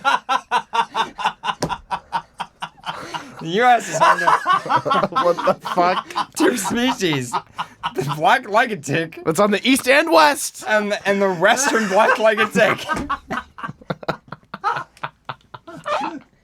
Really, really creative names there, folks. Jeez.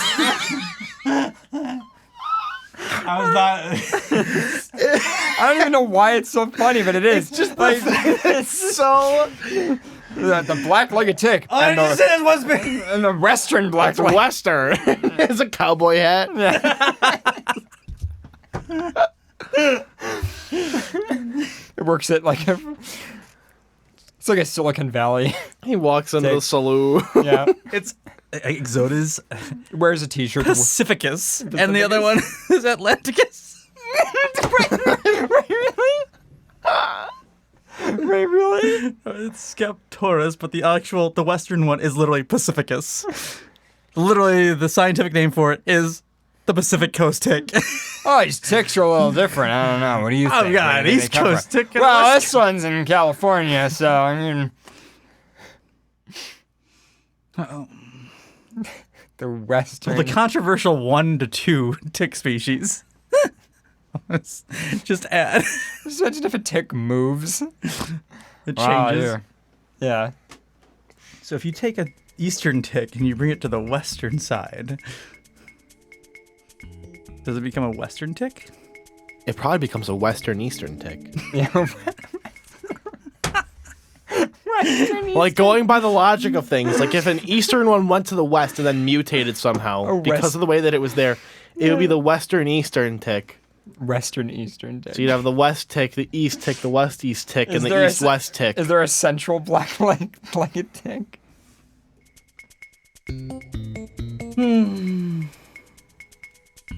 God, I just love 2020.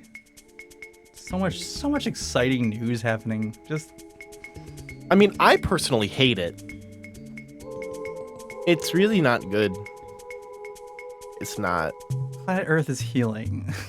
Healing? What, from us? Like, we're like the scourge of the planet? It's like, we gotta calm that down a little bit. Mother Nature is the planet's antibody. Hey. What's up? Hi. Maruski, you came in with a smile that says you have something to say. No. Oh, okay. I don't. What's that? I don't. Okay.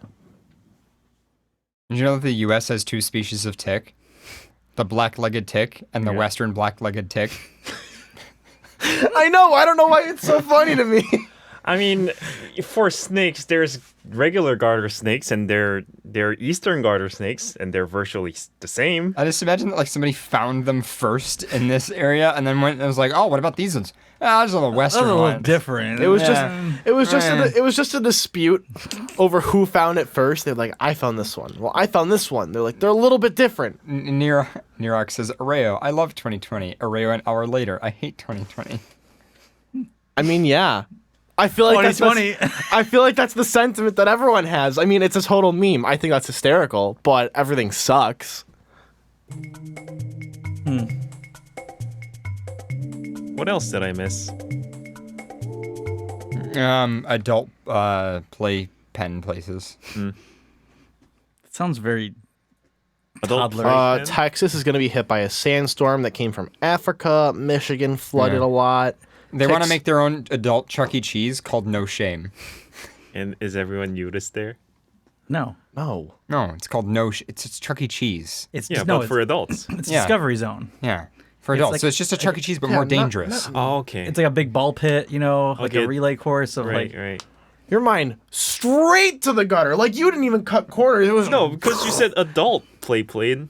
Yes, as So- in it is a play place for adults. Not that it's an adult Yeah, but adult came lewd first. play. So Like I assume, okay. like, Twin Tail Okay, Creation Marisky, is technically adult toy store, right? So They're adult action figures. they're just larger action figures. This is my action figure penis collection. this is my GI Joe Big Horseman. Thick horseman. Thick horseman.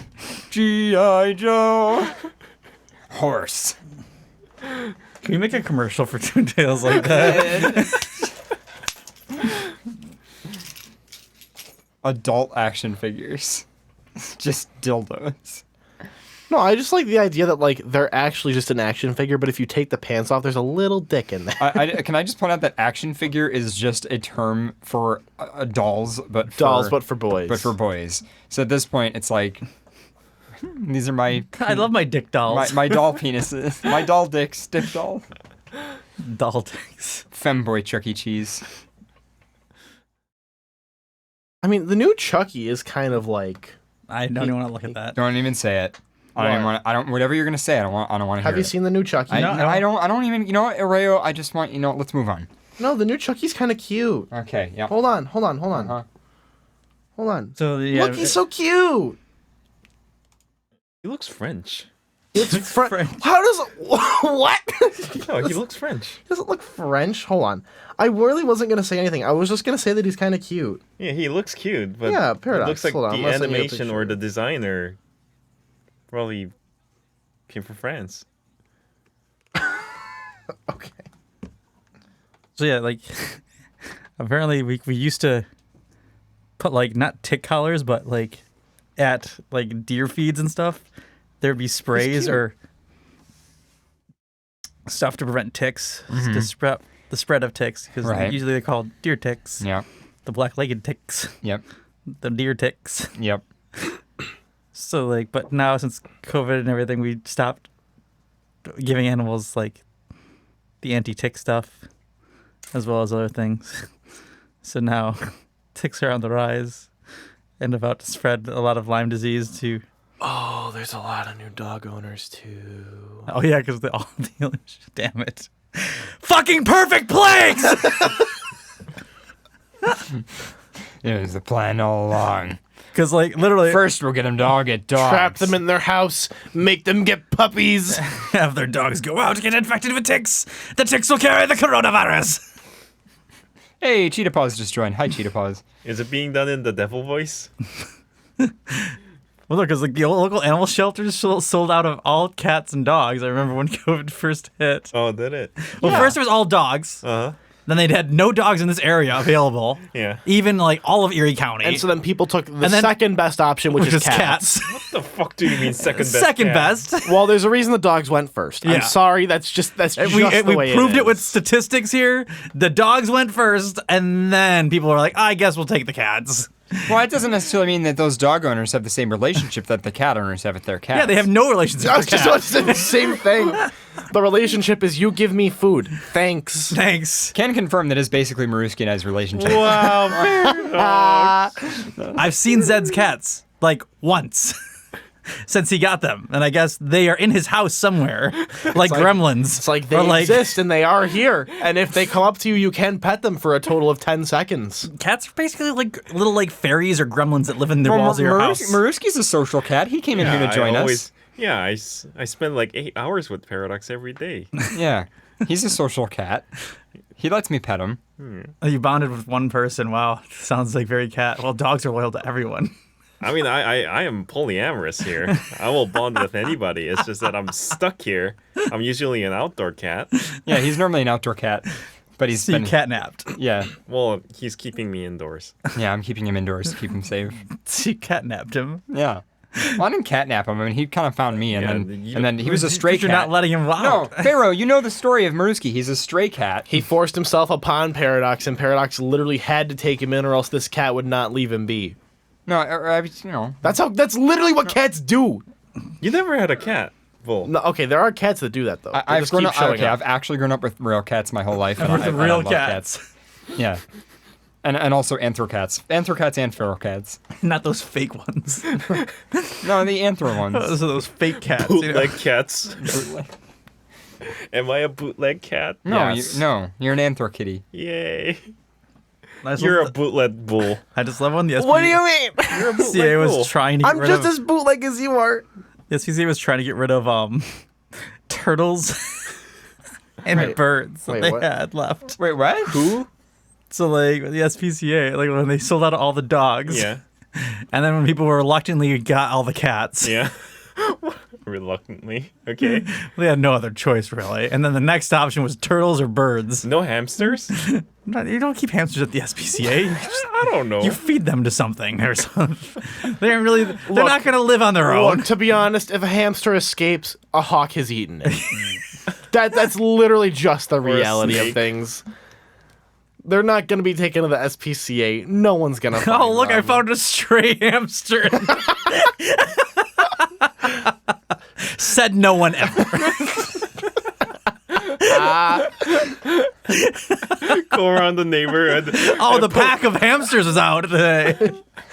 You walk around at night, and there's this hamster that comes up and just starts following you. They're such pests. They like run around on wheels in your garden. You just see tracks through the garden, like completely destroyed by ball tracks. The little like windmill ornaments. They're like running on those. Imagine walking around and seeing a lost hamster I just think of gardens and seeing like the fucking tread wheels. My garden, no! Damn you, hamster packs! You look out the window at night and you see this tiny little ball rolling down the street. Oh, damn, the hamsters are in the wild. Slight little, the wild hamsters. Just a slight little in the distance. It's rolling across the blacktop. It like causes car accidents. The car's swerving. Yeah. And that just happens to be a propane tank. Oh my gosh. So yeah, ticks are on the rise. So yeah, ticks. We got a lot out of that news story. I know. I don't even know the news article. Neither do we, honestly. So well as cicadas, we had the biggest launch of cicadas this year. I don't mind. Now we're gonna have the biggest launch of tick overpopulation, spreading Lyme disease to many different individuals and other saliva-based diseases like blood transfer. Oh, the red tide's coming in, so the water's going to turn red now in Florida. And around Texas and the Caribbean, killing off all marine life, as well as the skies are going to turning red. That's happening Tuesday this upcoming week. So just mark that on your calendar. What about the sandstorm? That's the sandstorm. Oh, that's all because of the sandstorm. That's all because of the sandstorm. All right, yes. yeah, okay. So the sandstorm is coming over from Africa. Right. Thousands of to Texas specifically, and across an entire ocean. To Texas, to specifically Texas, like it's bypassing Florida and like but it's Puerto leaving Rico. a trail of just death around Florida. But like there's already just a trail of death around Florida because it's Florida. So I mean, yeah, none of them have been wearing masks. I feel like Florida's just used to wild shit. Yeah, I mean if they can survive hurricanes. Keep one gator apart, They survive. They survive gators and hurricanes and Florida men. They don't really survive a lot of gators. things. Like the gators kind of survive them. True. Yeah, that's fair. You don't survive gators as a Floridian. Yeah, and they don't wear masks during COVID. You keep one gator apart, but it doesn't really. I don't think it works. Yeah, Florida's just a. The gators are wearing masks. The penguins aren't. It's a weird place. But yeah, Red Death is coming too, so we have that to look forward. That's on Tuesday of this upcoming week. Oh boy, just quite the eventful Tuesday. Just mark it on your schedules, everyone, just so you know. Red skies, red water, lots of marine death, algae blooms. Boy, time to mark Red Tuesday on my calendar. Yeah, right after Father's Day. So Yeah, it'd be the last Father's Day. Father's Day, and then it's Monday. Ugh, Monday. But Tuesday, at least But then we got Red Tuesday. Not as good as Black Friday. Armageddon now. But just as much death, probably. So yeah. I wonder if there's different species of Florida man, like North Florida man and South Florida man. Florida man and West Florida man. Coastal Florida man. Florida man and West, but there's like makes no sense. West Florida and then Key West Florida man. Key West. The Panhandle Florida man. Oh yeah, so you want to lead the other 2020 news? I think it was started on the it was shame zone. It was a Chuck E. Cheese who was apparently approaching bankruptcy and possibly closing all stores. Obviously, like, I'm assuming their business wasn't doing too great even before COVID, but now with this, they really like. Well, because you can't have kids next to each other anymore. Yeah, Chuck E. Cheese has got to be one of the biggest hot spots if they were open, so they can't really do that. Yeah. After months of keeping their doors shut amid the coronavirus pandemic, popular kids restaurant Chuck E. Cheese may not ever reopen. The brand behind the food and games establishment, CEC Entertainment, is nearly $1 billion in debt and is trying to approach lenders for a $200 million loan to keep the business afloat, according to the Wall Street Journal. I just imagine trying to get $2 billion or $1 billion to pay your debt with Chuck E. Cheese pizza being your only way out of that. You need to sell $2 billion in Chuck E. Cheese pizza. Pizzas. Yeah, like. It's like, guys, like imagine if you're just like, well, I have no problem. I got $1 billion of debt, but I have the secret recipe to Chuck E. Cheese pizza. Guess I'm what? gonna When get they out go of out of business, we could buy all the tubes at a discount price. It'll be a lot less safe, but we can reassemble them and make bigger tubes, and then we can make no shame. Can we buy all the ball pits? Yes, we can buy all the ball pits. Remember every single ball. Faye, remember how you wanted to rent out a warehouse and get a bunch of tubes and make a vor playpen? Remember, No, like that was last the year? fetish zone. Yeah, fetish zone. That was it. It's not Discovery Zone. We're making No Shame, which is basically just a Discovery Zone for the new age. Okay. And you're gonna open a secondary business called After Discovery, no, the No Shame, or sorry, Discovery Zone 2. Yeah, makes, the No Shame brand is going to expand a little bit more. But once you create something that's family friendly, somewhat, just I feel no like, kids, so it's not Yeah. really that family So friendly. it's just friendly. It's 18 and older friendly. It's just friendly. It's just nice, very pleasant. And then you can kind of branch off and be like, hey, we're doing this new side project. Yeah, it could be like No Shame Indoors, which would be like the nude, or No Shame in the Bedroom. I don't know. How do you change No the name Shame from- After Dark? After Dark, yeah. No Shame After Dark, there you go. The Vor Palace. Oh, I remember the Vor Palace. It'd be cool to the create a name. Vor experience scene thing. I don't know. I feel like that's something that could be cool.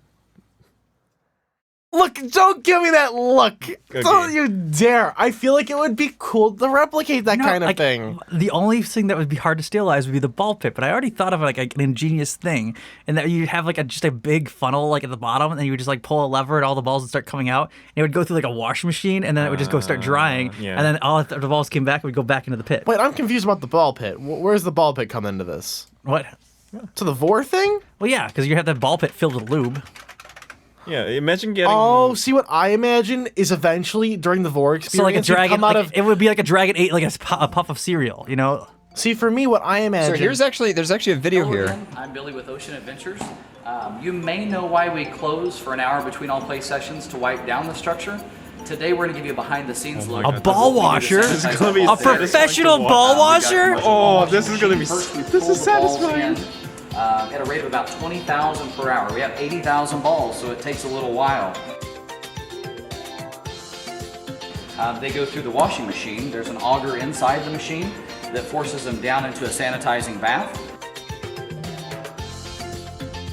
So that's what you need. You just need the ball pit Well, washing how does he machine. dry them? You gotta get I don't know.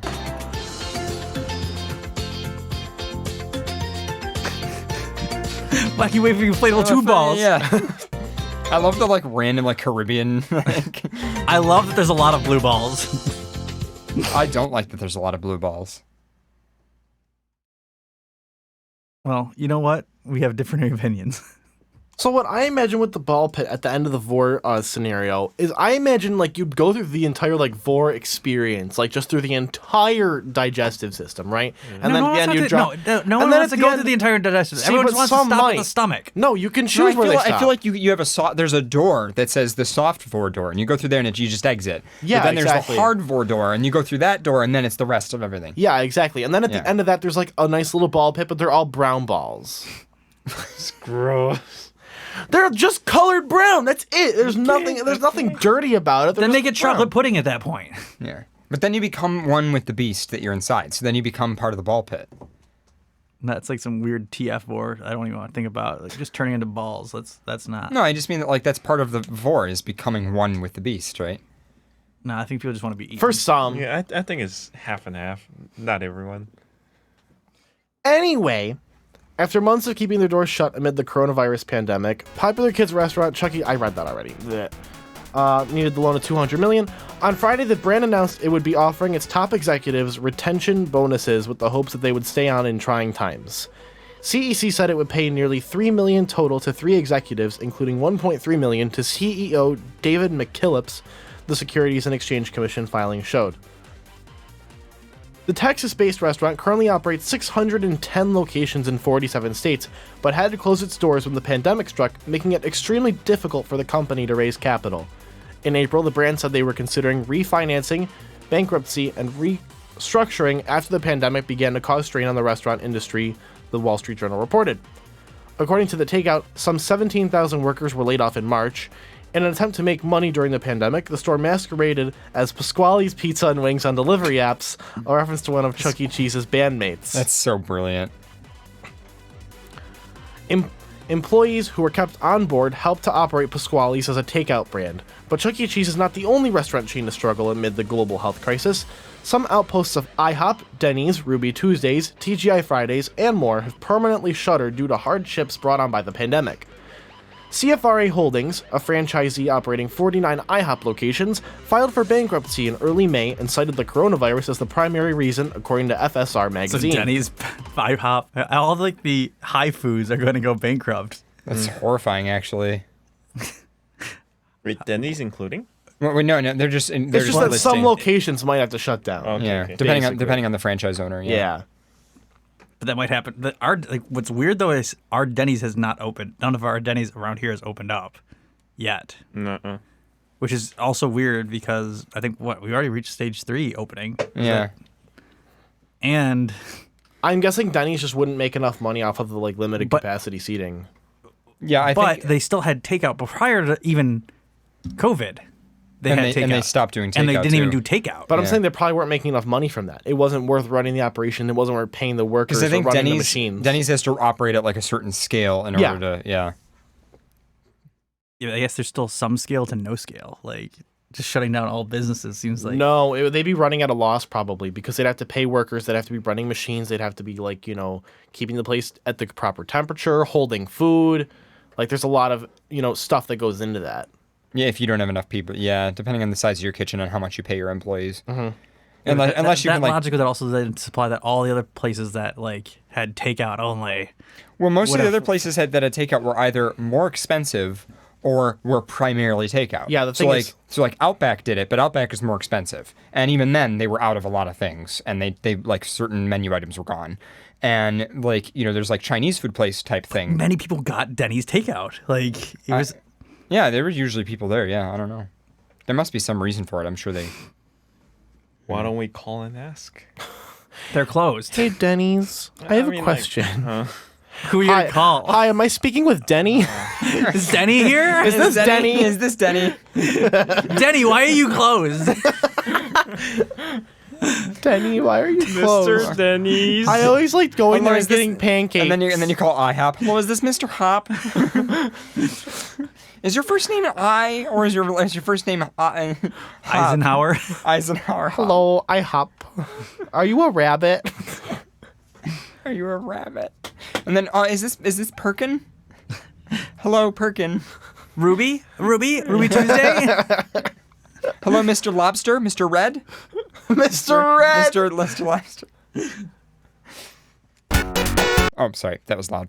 So who else is going under? This is Hashim, the founder. By the way, that doesn't say they're going under. They're just listing similar business types. Yeah. They are going bankrupt. Well, filing for bankruptcy. Well, individual franchise owners, yes, but not going away completely. The founder and managing partner of Ruby Tuesday, owner NRD Capital, told Restaurant Business the pandemic will likely spur the closure of many more restaurants. A Denny's franchisee. A Danny's franchise. Yeah, Danny's. Not Denny's, Danny's. I meant to say Denny's! What's funny is Denny's used to be called Danny's. Oh, so I knew that. It was just a callback. Well, now we'll have Denny's and Danny's. A Denny's franchisee, Feast American Diners, closed 15 locations of the popular breakfast chain, while locations of the Indianapolis-based chain Steak and Shake and of TGI Fridays have also closed down permanently due in part to the pandemic. That's it? Yeah, that was it. But there's just basically What a lot of was places. the name of that company? Feast American Diners. Feast American Diners. Because I worked for the one Denny's for a while. Mm-hmm. Not the one down the road here, but the one near my parents' house. Yeah. And I'm trying to Does remember. that name sound familiar? No, it doesn't. I'm trying to remember what the parent company was, or the franchise owner was. Mhm. I don't think it was that, though. But yeah. Hopefully ours is. I miss going to Denny's with you guys after the show. I know. That was such a big part of doing FurCast was getting to go and chill after the show. Getting Denny's, getting our freaking appetizer platter things. Good times. Yeah. So someone said to look up rocket jump ball pit. Look it up. I guess it was a Oh Discovery. yeah, the video. Yeah, I know what it is. I don't know what it is. I don't remember. I'll do that and we should call it a night. Okay. Rocket jump ball pit. World's biggest ball pit prank. Let's see here. Think about that. Do I have a response? I do. It's called a ball pit in the entire office. Who do you know that has a ball pit? You're taking pictures. You're putting this up on Facebook. Everyone's with something. Okay, people. Let's brainstorm. So, I don't know what this is, but it looks like a stupid short film. It's a horror film about a ball pit that kills people. Great. I love it. Force. The boom boom drawer. Why do you have a boom boom? Because it makes me feel like a man. Yeah, it seems like something Rocket Jump would do. Anyway, you guys are listening to FurCast live on XBN. I think that's pretty much it. We should probably call it a night. What are you laughing at? I want to kick fun, no shame. Make it like an obstacle course, like the American Ninja Warrior, but I like genuinely for drunk think people. something like that could take off. It's like American Ninja Warrior, but for drunk people. Like if you had to sign a waiver to take part of it, kind of like a Sky Zone type of thing. Yeah, that's what I always thought. You got 18 or older. You don't need parents' permission then.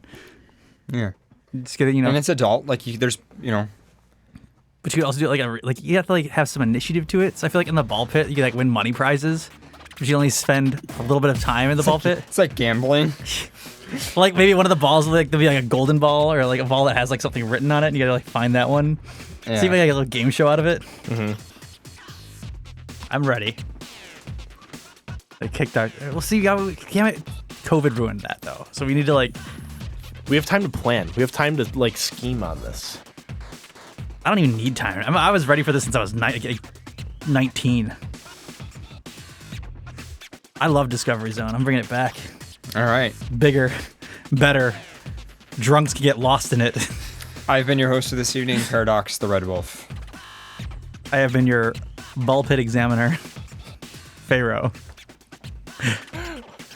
That ball pit, the way you say it, ball pit sounded different. A ball pit examiner? Yeah. I'm your practitioner, Pharaoh. I'll be examining your ball pit. The pit of balls.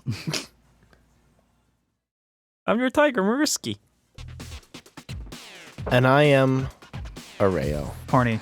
Horny. I mean, kind of. No. Full of bullshit. Full of bullshit. Dinner, steak, burger, meatloaf, meatball. Yeah, you're our dinner friend. Freaking roast beef. You make freaking Reuben sandwich. Yeah, we have you for dinner all the time. Bull pit. The bull pit. Yeah.